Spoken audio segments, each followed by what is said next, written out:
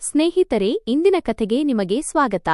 ಆದರೆ ಕಥೆಯನ್ನು ಪ್ರಾರಂಭಿಸುವ ಮೊದಲು ನೀವು ನಮ್ಮ ವಿಡಿಯೋಗಳನ್ನು ಎಲ್ಲಿಂದ ನೋಡುತ್ತಿದ್ದೀರಿ ಎಂದು ಕಾಮೆಂಟ್ ಮಾಡುವ ಮೂಲಕ ನಮಗೆ ಖಂಡಿತ ತಿಳಿಸಿ ಮತ್ತು ಹೌದು, ವಿಡಿಯೋವನ್ನು ಲೈಕ್ ಮಾಡಲು ಮರೆಯಬೇಡಿ. ನನ್ನ ಹೆಸರು ದಿವ್ಯಾ. ನಾನು ಬಡ ಕುಟುಂಬದವಳು. ನನ್ನ ತಂದೆ ಒಬ್ಬ ಕೂಲಿ ಕಾರ್ಮಿಕರಾಗಿದ್ದರು ಮತ್ತು ನಾನು ಅವರ ಒಬ್ಬಳೇ ಮಗಳು. ನನ್ನ ತಂದೆ ಬಡವರಾಗಿದ್ದರೂ ಸಹ ಅವರು ನನ್ನ ಪ್ರತಿಯೊಂದು ಆಸೆಯನ್ನು ಪೂರೈಸುತ್ತಿದ್ದರು. ನಾನು ನನ್ನ ತಂದೆಯ ಹಳೆಯ ಮನೆಯಲ್ಲೇ ವಾಸಿಸುತ್ತಿದ್ದೆ, ಆದರೆ ನಾನು ಒಬ್ಬ ರಾಣಿಯಂತೆ ಬದುಕುತ್ತಿದ್ದೆ. ನನ್ನ ಪ್ರತಿಯೊಂದು ಹಠವೂ ಪೂರೈಕೆಯಾಗುತ್ತಿತ್ತು. ಒಂದು ರಾತ್ರಿ ತಂದೆಯವರು ಕೆಲಸ ಮುಗಿಸಿ ಮನೆಗೆ ಬಂದಾಗ ಅವರ ಮುಖ ಸಂತೋಷದಿಂದ ಹೊಳೆಯುತ್ತಿತ್ತು. ಅವರ ಕೈಯಲ್ಲಿ ಸಿಹಿತಿಂಡಿಯ ಡಬ್ಬವಿತ್ತು. ಅವರು ನನ್ನನ್ನು ಕರೆದರು. ದಿವ್ಯಾ ಮಗಳೇ, ಇಲ್ಲಿ ನೋಡು, ನಿನಗಾಗಿ ಏನು ತಂದಿದ್ದೇನೆ ಎಂದು ನಾನು ನಗುತ್ತಾ ಅವರ ಬಳಿ ಹೋದೆ. ಈ ಸಿಹಿತಿಂಡಿ ಯಾವ ಸಂತೋಷಕ್ಕಾಗಿ ಎಂದು ಕೇಳಿದೆ. ಆಗ ಅವರು ಹೇಳಿದರು, ನನ್ನ ಗೆಳೆಯನ ಮಗನೊಂದಿಗೆ ನಿನ್ನ ಮದುವೆ ನಿಶ್ಚಯ ಮಾಡಿದ್ದೇನೆ ಎಂದು. ನಾನು ಅಳುತ್ತಾ, ನಾನು ನಿಮ್ಮನ್ನು ಬಿಟ್ಟು ಹೋಗುವುದಿಲ್ಲ ಎಂದು ಹೇಳತೊಡಗಿದೆ. ಮಗಳೇ, ಮದುವೆ ಎಂಬುದು ಪ್ರತಿಯೊಬ್ಬ ಹುಡುಗಿಗೂ ಆಗುತ್ತದೆ ಮತ್ತು ನೀನು ಕೂಡ ಮದುವೆಯಾಗಿ ನಿನ್ನ ಮನೆಗೆ ಹೋಗಲೇಬೇಕು ಎಂದು ಅವರು ನನ್ನ ತಲೆಯ ಮೇಲೆ ಪ್ರೀತಿಯಿಂದ ಕೈ ಸವರುತ್ತಾ ನನಗೆ ತಿಳಿ ಹೇಳಿದರು. ಕೆಲವು ದಿನಗಳ ನಂತರ ನನ್ನ ಮದುವೆ ತಂದೆಯವರ ಗೆಳೆಯನ ಮಗನ ಜೊತೆ ನಡೆಯಿತು. ಅವನ ಹೆಸರು ರಾಹುಲ್. ಅವನು ಸುಶಿಕ್ಷಿತ ಮತ್ತು ತಿಳುವಳಿಕೆಯುಳ್ಳ ಹುಡುಗನಾಗಿದ್ದನು. ಅವರು ನಮ್ಮಿಂದ ಯಾವುದೇ ವರದಕ್ಷಿಣೆಯನ್ನು ಪಡೆಯಲಿಲ್ಲ, ಏಕೆಂದರೆ ಅವರಿಗೆ ನಮ್ಮ ಮನೆಯ ಪರಿಸ್ಥಿತಿ ಚೆನ್ನಾಗಿ ತಿಳಿದಿತ್ತು. ನಾನು ಬಡವಳಾಗಿದ್ದರೂ ಸಹ ಬಹಳ ಸುಂದರಿ ಮತ್ತು ವಿದ್ಯಾವಂತೆಯಾಗಿದ್ದೆ. ಆದ್ದರಿಂದಲೇ ನನ್ನ ಮದುವೆ ಒಂದು ಒಳ್ಳೆಯ ಮನೆಯಲ್ಲಿ ಆಯಿತು. ರಾಹುಲ್ ಹತ್ತಿರ ಎಲ್ಲವೂ ಇತ್ತು. ಸ್ವಂತ ಮನೆ, ಕಾರುಗಳು, ಹಣ, ಐಶ್ವರ್ಯ, ಪ್ರಸಿದ್ಧಿ ಎಲ್ಲವೂ ಇತ್ತು. ಇಷ್ಟು ದೊಡ್ಡ ಮನೆಯಲ್ಲಿ ನನ್ನ ಮದುವೆಯಾಗುತ್ತದೆ ಎಂದು ನಾನು ಕನಸಿನಲ್ಲೂ ಯೋಚಿಸಿರಲಿಲ್ಲ. ಮದುವೆಯ ಮೊದಲ ರಾತ್ರಿ ನಾನು ರಾಹುಲ್ ಬಳಿ ಹೇಳಿದೆ, ನಾನು ಬಡಮನೆಯ ಹುಡುಗಿ, ನನಗೆ ಇಷ್ಟು ದೊಡ್ಡ ಮನೆಯ ಸಂಪ್ರದಾಯಗಳು ಮತ್ತು ರೀತಿ ನೀತಿಗಳು ತಿಳಿಯದು ಎಂದು. ಆಗ ಅವನು ನಗುತ್ತಾ ಉತ್ತರಿಸಿದನು, ನಿನಗೆ ಏನನ್ನೂ ಕಲಿಯುವ ಅಗತ್ಯವಿಲ್ಲ. ನಿನ್ನ ಈ ಸರಳತೆ ಮತ್ತು ಸೌಂದರ್ಯವೇ ನನಗೆ ಎಲ್ಲವೂ. ನೀನು ಕೇವಲ ನನ್ನವಳಾಗಿರು. ನನ್ನ ಮದುವೆಯಾಗಿ 2 ವರ್ಷಗಳ ನಂತರ ನನ್ನ ತಂದೆ ನಿಧನರಾದರು. ತಂದೆಯ ಸಾವಿನಿಂದ ನನಗೆ ತುಂಬಾ ಆಘಾತವಾಯಿತು. ಆದರೆ ಈ ಸಮಯದಲ್ಲಿ ರಾಹುಲ್ ನನಗೆ ತುಂಬಾ ಸಾಥ್ ನೀಡಿದನು. ಹೀಗೆ ಸಮಯ ಕಳೆಯುತ್ತಾ ಹೋಯಿತು. ಮದುವೆಯ ಆರಂಭದ ದಿನಗಳಲ್ಲಿ ಹೇಗಿದ್ದನೋ ಇಂದಿಗೂ ರಾಹುಲ್ ನನ್ನನ್ನು ಅಷ್ಟೇ ಚೆನ್ನಾಗಿ ನೋಡಿಕೊಳ್ಳುತ್ತಿದ್ದನು. ಮನೆಯಲ್ಲಿ ಕೆಲಸಗಾರರಿದ್ದ ಕಾರಣ ನಾನು ಹೆಚ್ಚು ಕೆಲಸ ಮಾಡುವ ಅಗತ್ಯವಿರಲಿಲ್ಲ. ರಾಹುಲ್ ನನ್ನನ್ನು ಕಣ್ಣಿನ ರೆಪ್ಪೆಯಂತೆ ಕಾಪಾಡುತ್ತಿದ್ದನು. ಇದೆಲ್ಲವೂ ನನಗೆ ಕನಸಿನಂತೆ ಭಾಸವಾಗುತ್ತಿತ್ತು. ನಮ್ಮ ಮದುವೆಯಾಗಿ 7 ವರ್ಷಗಳಾಗಿದ್ದವು, ಆದರೆ ನಮ್ಮಿಬ್ಬರ ನಡುವಿನ ಪ್ರೀತಿ ಸ್ವಲ್ಪವೂ ಕಡಿಮೆಯಾಗಿರಲಿಲ್ಲ.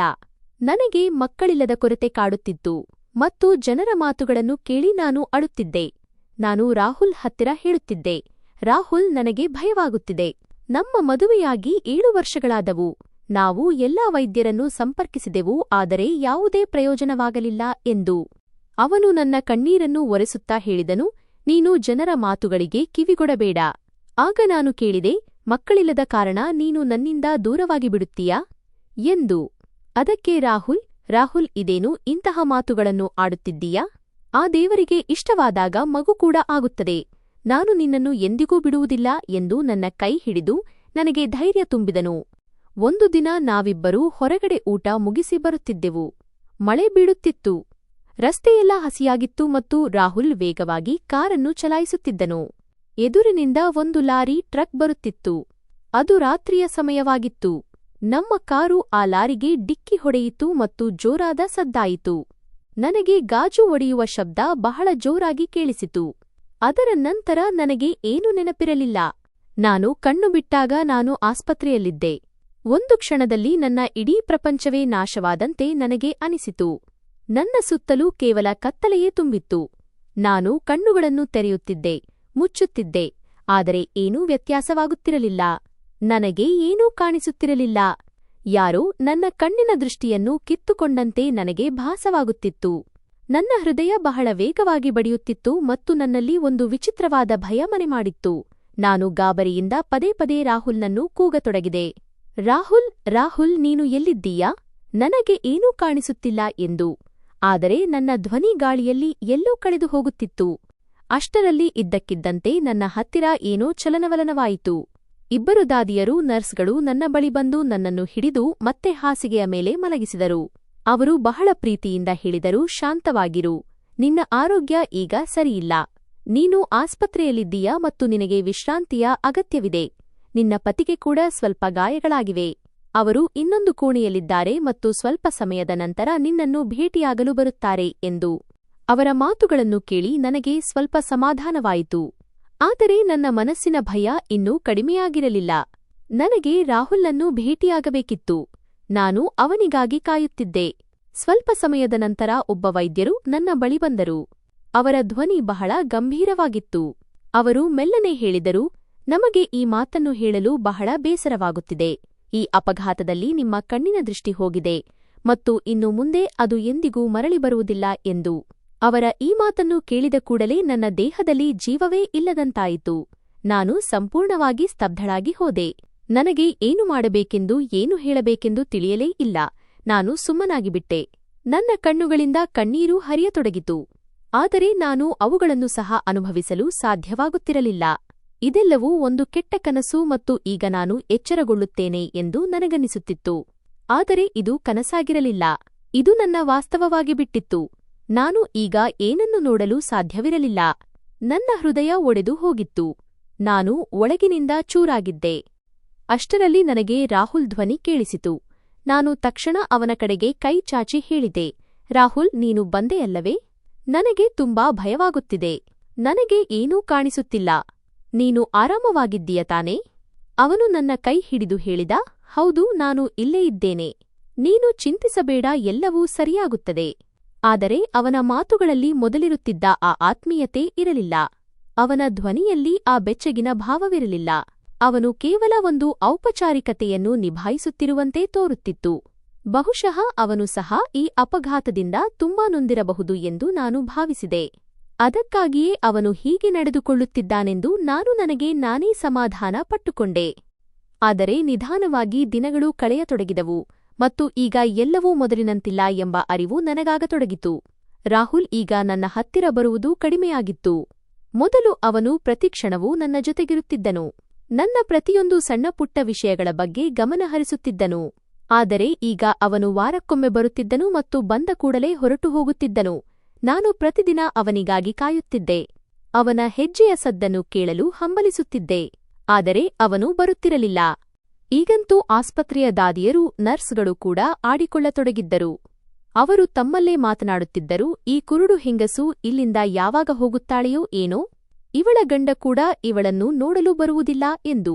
ಅವರ ಮಾತುಗಳನ್ನು ಕೇಳಿ ನನ್ನ ಹೃದಯ ಮತ್ತಷ್ಟು ಚೂರಾಗುತ್ತಿತ್ತು. ನಾನು ಎಲ್ಲವನ್ನೂ ಮೌನವಾಗಿ ಸಹಿಸುತ್ತಿದ್ದೆ. ಹೇಳಲು ನನ್ನ ಬಳಿ ಯಾವುದೇ ಮಾತುಗಳಿರಲಿಲ್ಲ. ನನ್ನವರು ಎಂಬವರು ಯಾರೂ ಇರಲಿಲ್ಲ. ಕೇವಲ ರಾಹುಲ್ ಮಾತ್ರ ಇದ್ದನು ಮತ್ತು ಈಗ ಅವನು ಕೂಡ ನನ್ನಿಂದ ದೂರವಾಗುತ್ತಿದ್ದನು. ನಂತರ ಒಂದು ದಿನ ಅವನು ನನ್ನ ಬಳಿ ಬಂದನು. ನನಗೆ ತುಂಬಾ ಸಂತೋಷವಾಯಿತು. ಬಹುಶಃ ಈಗ ಎಲ್ಲವೂ ಸರಿಯಾಗುತ್ತದೆ ಎಂದು ನನಗನ್ನಿಸಿತು. ಆದರೆ ಅವನ ಮುಂದಿನ ಮಾತು ನನ್ನ ಇಡೀ ಪ್ರಪಂಚವನ್ನೇ ಅಂತ್ಯಗೊಳಿಸಿತು. ಅವನು ನನ್ನ ಕೈಗೆ ಕೆಲವು ಕಾಗದಗಳನ್ನು ನೀಡಿ ಹೇಳಿದನು, ಇಗೋ, ಇದರ ಮೇಲೆ ಸಹಿ ಮಾಡು. ನನಗೆ ಅರ್ಥವಾಗಲಿಲ್ಲ. ಇದೇನು ಎಂದು ನಾನು ಕೇಳಿದೆ. ಆಗ ಅವನು ಹೇಳಿದ, ಇದು ವಿಚ್ಛೇದನದ ಕಾಗದಗಳು. ಇಂದಿಗೆ ನಮ್ಮ ಸಂಬಂಧ ಮುಗಿಯಿತು. ಇದನ್ನು ಕೇಳಿ ನಾನು ಕಲ್ಲಿನಂತೆ ಸ್ತಬ್ಧಳಾಗಿಬಿಟ್ಟೆ. ನನ್ನ ಪಾದಗಳ ಕೆಳಗಿನ ಭೂಮಿ ಕುಸಿದಂತಾಯಿತು. ನಾನು ಅಳುತ್ತಾ ಹೇಳಿದೆ, ರಾಹುಲ್, ನೀನು ಇದೇನು ಹೇಳುತ್ತಿದ್ದೀಯಾ? ನಾವು ಜೊತೆಯಾಗಿ ಬದುಕುವ ಮತ್ತು ಸಾಯುವ ಪ್ರಮಾಣ ಮಾಡಿದ್ದೆವು. ನಮ್ಮ ಮದುವೆಯಾಗಿ ಇಷ್ಟು ವರ್ಷಗಳಾಗಿವೆ ಮತ್ತು ನೀನು ನನ್ನನ್ನು ಈ ಸ್ಥಿತಿಯಲ್ಲಿ ಕೈಬಿಡುತ್ತಿದ್ದೀಯಾ? ಅವನು ಬಹಳ ತಣ್ಣನೆಯ ಧಾಟಿಯಲ್ಲಿ ಹೇಳಿದ, ನಾನು ನಿನ್ನ ಸೌಂದರ್ಯವನ್ನು ನೋಡಿ ಪ್ರೀತಿಸಿದ್ದೆ. ಆದರೆ ಈಗ ನೀನು ಒಂದು ಹೊರೆಯಾಗಿದ್ದೀಯಾ ಮತ್ತು ನಾನು ಹೊರೆ ಹೊರಲು ಸಾಧ್ಯವಿಲ್ಲ. ಅವನ ಈ ಮಾತು ನನ್ನ ಹೃದಯಕ್ಕೆ ಬಾಣದಂತೆ ನಾಟಿತು. ನಾನು ಪದೇ ಪದೇ ಅವನಿಗೆ, ಹೀಗೆ ಮಾಡಬೇಡ, ನಾನು ನಿನ್ನಿಲ್ಲದೆ ಹೇಗೆ ಬದುಕಲಿ ಎಂದು ಬೇಡಿಕೊಂಡೆ.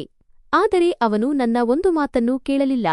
ಅವನು ಬಲವಂತವಾಗಿ ನನ್ನ ಕೈಯಿಂದ ಸಹಿ ಮಾಡಿಸಿಕೊಂಡು ಹಿಂದೆ ತಿರುಗಿ ನೋಡದೆ ಅಲ್ಲಿಂದ ಹೊರಟು ಹೋದನು. ಅಂದು ನಾನು ಸಂಪೂರ್ಣವಾಗಿ ಕುಸಿದು ಹೋಗಿದ್ದೆ. ನನ್ನ ಬಳಿ ಈಗ ಯಾರೂ ಇರಲಿಲ್ಲ. ನಾನು ಒಂಟಿಯಾಗಿದ್ದೆ. ಕೆಲವು ದಿನಗಳ ನಂತರ ನನಗೆ ಆಸ್ಪತ್ರೆಯಿಂದ ಬಿಡುಗಡೆಯಾಯಿತು.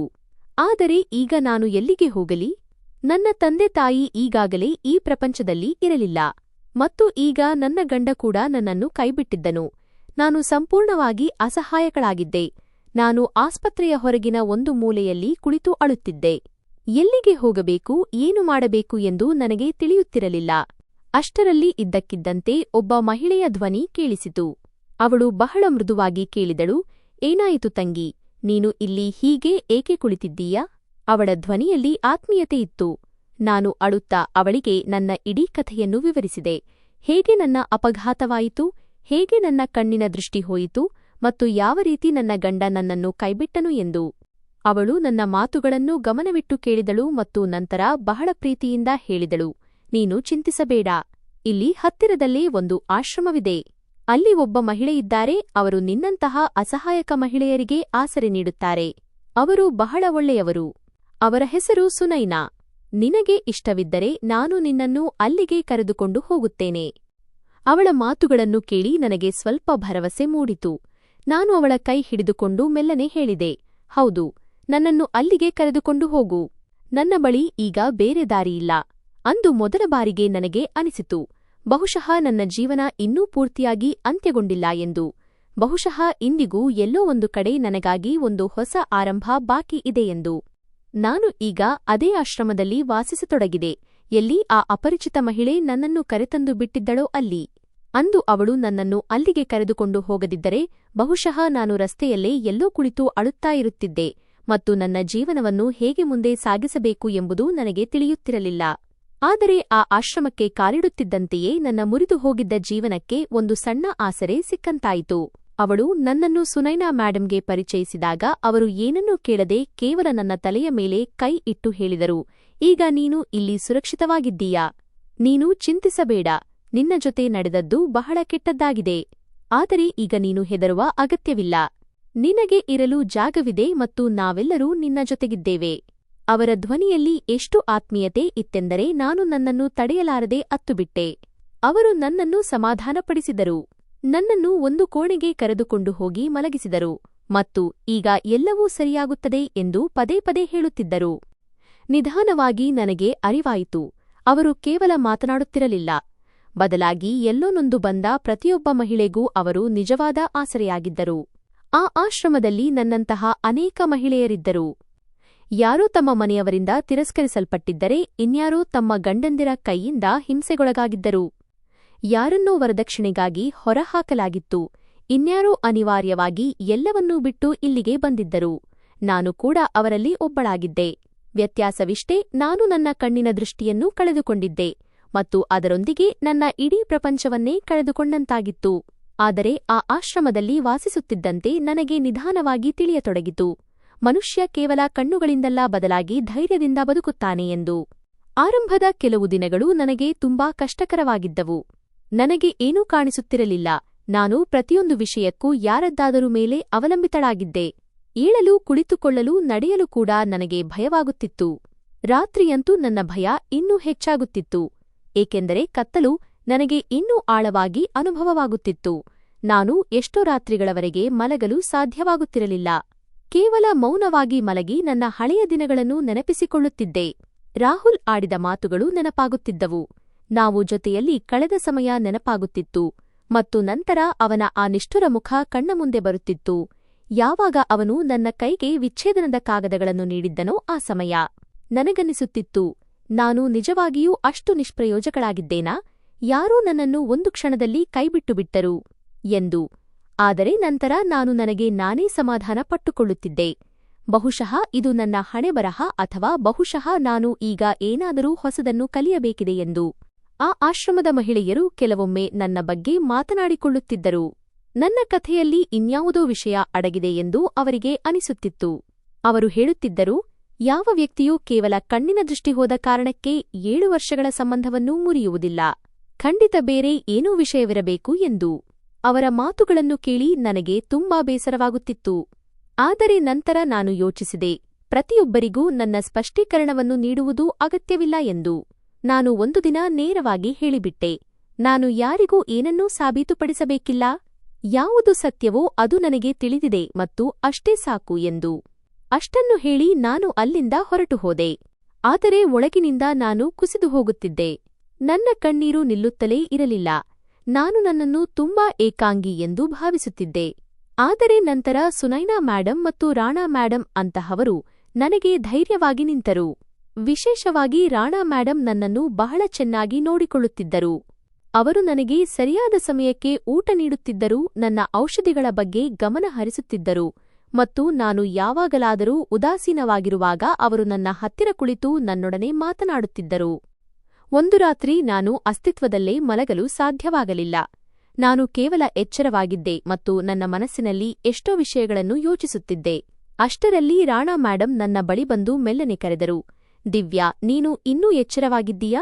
ಅವರು ನನ್ನ ತಲೆಯ ಮೇಲೆ ಕೈ ಸವರುತ್ತಾ ಹೇಳಿದರು, ನೀನು ಹೀಗೆ ಮಾಡುವುದರಿಂದ ನಿನ್ನನ್ನು ನೀನು ಇನ್ನೂ ದುರ್ಬಲಗೊಳಿಸಿಕೊಳ್ಳುತ್ತೀಯಾ? ನೀನು ಮಲಗಬೇಕು, ನಿನ್ನ ಆರೋಗ್ಯದ ಕಡೆ ಗಮನ ಕೊಡಬೇಕು. ನಿನ್ನ ದುಃಖ ದೊಡ್ಡದು ಎಂದು ನನಗೆ ತಿಳಿದಿದೆ, ಆದರೆ ನೀನು ಇಷ್ಟು ಬೇಗ ಸೋಲೊಪ್ಪಿಕೊಳ್ಳಬಾರದು. ಅವರ ಮಾತುಗಳನ್ನು ಕೇಳಿ ನನಗೆ ಸ್ವಲ್ಪ ಸಮಾಧಾನವಾಯಿತು, ಆದರೆ ನಿದ್ರೆ ಮಾತ್ರ ಬರಲಿಲ್ಲ. ನಾನು ಕೇವಲ ಕಣ್ಣು ಮುಚ್ಚಿ ಮಲಗಿದ್ದೆ ಮತ್ತು ದೇವರಲ್ಲಿ ನನ್ನ ಜೀವನದಲ್ಲಿ ಏನಾದರೂ ಒಳ್ಳೆಯದಾಗಲಿ ಎಂದು ಪ್ರಾರ್ಥಿಸುತ್ತಿದ್ದೆ. ನನಗೆ ಮತ್ತೆ ಬದುಕಲು ಒಂದು ಕಾರಣ ಸಿಗುವಂತಹದ್ದೇನಾದರೂ ಆಗಲಿ ಎಂದು ಬೇಡಿಕೊಂಡೆ. ಕೆಲವು ದಿನಗಳ ನಂತರ ನನ್ನ ಚಿಕಿತ್ಸೆ ನಡೆಯುತ್ತಿದ್ದಾಗ ವೈದ್ಯರು ನನಗೊಂದು ಭರವಸೆ ನೀಡಿದರು.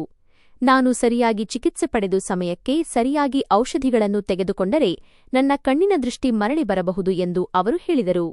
ಇದನ್ನು ಕೇಳಿದ ಕೂಡಲೇ ನನ್ನೊಳಗೆ ಹೊಸ ಚೈತನ್ಯ ಬಂದಂತಾಯಿತು. ನನ್ನ ಕತ್ತಲೆಯಲ್ಲಿ ಯಾರೋ ಒಂದು ಸಣ್ಣ ಹಣತೆಯನ್ನು ಹಚ್ಚಿದಂತೆ ನನಗನ್ನಿಸಿತು. ನಾನು ಅಂದೇ ನಿರ್ಧರಿಸಿದೆ, ನಾನು ಸೋಲೊಪ್ಪಿಕೊಳ್ಳುವುದಿಲ್ಲ ಎಂದು. ನಾನು ಪ್ರತಿದಿನ ಆಸ್ಪತ್ರೆಗೆ ಹೋಗತೊಡಗಿದೆ. ತಪಾಸಣೆ ಮಾಡಿಸಿಕೊಳ್ಳುತ್ತಿದ್ದೆ, ಔಷಧಿಗಳನ್ನು ತೆಗೆದುಕೊಳ್ಳುತ್ತಿದ್ದೆ ಮತ್ತು ನಿಧಾನವಾಗಿ ನನ್ನ ಆರೋಗ್ಯದಲ್ಲಿ ಸುಧಾರಣೆಯಾಗತೊಡಗಿತು. ಮೊದಲು ನಾನು ತುಂಬಾ ದುರ್ಬಲಳಾಗಿದ್ದೆ, ಆದರೆ ಈಗ ನನ್ನಲ್ಲಿ ಸ್ವಲ್ಪ ಶಕ್ತಿ ಬರತೊಡಗಿತ್ತು. ನನ್ನ ಮನಸ್ಸು ಕೂಡ ಸ್ವಲ್ಪ ಹಗುರವಾಯಿತು. ನಾನು ಈಗ ಮೊದಲಿನಂತೆ ಪ್ರತಿಕ್ಷಣ ಅಳುತ್ತಿರಲಿಲ್ಲ, ಬದಲಾಗಿ ಸ್ವಲ್ಪ ನಗಲು ಪ್ರಯತ್ನಿಸುತ್ತಿದ್ದೆ. ಆಶ್ರಮದ ಮಹಿಳೆಯರೊಂದಿಗೆ ಮಾತನಾಡತೊಡಗಿದೆ. ಅವರ ಕಥೆಗಳನ್ನು ಕೇಳುತ್ತಿದ್ದೆ ಮತ್ತು ನನ್ನ ಬಗ್ಗೆಯೂ ಸ್ವಲ್ಪ ಸ್ವಲ್ಪ ಹೇಳುತ್ತಿದ್ದೆ. ಪ್ರತಿಯೊಬ್ಬ ಮನುಷ್ಯನ ಹತ್ತಿರವೂ ತನ್ನದೇ ಆದ ಒಂದು ಕಥೆಯಿರುತ್ತದೆ ಮತ್ತು ಪ್ರತಿ ಕಥೆಯಲ್ಲೂ ನೋವು ಇರುತ್ತದೆ ಹಾಗೂ ಧೈರ್ಯವೂ ಇರುತ್ತದೆ ಎಂದು ನನಗೆ ಅರಿವಾಯಿತು. ವ್ಯತ್ಯಾಸವಿಷ್ಟೇ, ಯಾರು ಆ ನೋವಿನಿಂದ ಕುಸಿದು ಹೋಗುತ್ತಾರೆ ಮತ್ತು ಯಾರು ಅದನ್ನು ಎದುರಿಸಿ ಮುಂದೆ ಸಾಗುತ್ತಾರೆ ಎಂಬುದು. ಮತ್ತು ನಾನು ನಿರ್ಧರಿಸಿದ್ದೆ, ನಾನು ಕುಸಿದು ಹೋಗುವವರಲ್ಲಿ ಒಬ್ಬಳಲ್ಲ ಎಂದು. ನಾನು ಹೋರಾಡುವವರಲ್ಲಿ ಒಬ್ಬಳು. ಈಗ ನಾನು ಪ್ರತಿದಿನ ನನ್ನನ್ನು ಸ್ವಲ್ಪ ಹೆಚ್ಚು ಬಲಪಡಿಸಿಕೊಳ್ಳಲು ಪ್ರಯತ್ನಿಸುತ್ತಿದ್ದೆ.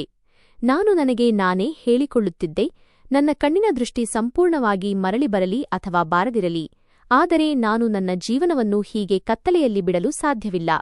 ನಾನು ಮುಂದೆ ಸಾಗಬೇಕು, ನಾನು ಬದುಕಬೇಕು ಮತ್ತು ನನಗಾಗಿ ಒಂದು ಹೊಸ ಹಾದಿಯನ್ನು ನಿರ್ಮಿಸಿಕೊಳ್ಳಬೇಕು. ನಿಧಾನವಾಗಿ ನನ್ನಲ್ಲಿ ಒಂದು ಆತ್ಮವಿಶ್ವಾಸ ಬರತೊಡಗಿತು ಮತ್ತು ನನಗೆ ಅನ್ನಿಸತೊಡಗಿತು, ಬಹುಶಃ ದೇವರು ನನ್ನೊಂದಿಗೆ ಹೀಗೆ ಮಾಡಿದ್ದರ ಹಿಂದೆ ಯಾವುದೋ ಕಾರಣವಿರಬಹುದು ಎಂದು. ಬಹುಶಃ ಅವರು ನನಗೆ ಏನನ್ನಾದರೂ ಕಲಿಸಲು ಬಯಸಿದ್ದರು ಮತ್ತು ಈಗ ನಾನು ಆ ಕಲಿಕೆಯನ್ನು ಅರ್ಥಮಾಡಿಕೊಳ್ಳತೊಡಗಿದ್ದೆ. ನನ್ನ ಜೀವನ ಸಂಪೂರ್ಣವಾಗಿ ಬದಲಾಗಿತ್ತು. ಆದರೆ ಈಗ ನಾನು ಆ ಬದಲಾವಣೆಗೆ ಹೆದರುತ್ತಿರಲಿಲ್ಲ, ಬದಲಾಗಿ ಅದನ್ನು ಅಪ್ಪಿಕೊಳ್ಳಲು ಪ್ರಯತ್ನಿಸುತ್ತಿದ್ದೆ. ಮತ್ತು ಇದೇ ನನ್ನ ಹೊಸ ಆರಂಭವಾಗಿತ್ತು. ಆ ರಾತ್ರಿಯ ನಂತರ ನನ್ನ ಜೀವನ 2 ಭಾಗಗಳಾಗಿ ಹಂಚಿಹೋಗಿತ್ತು.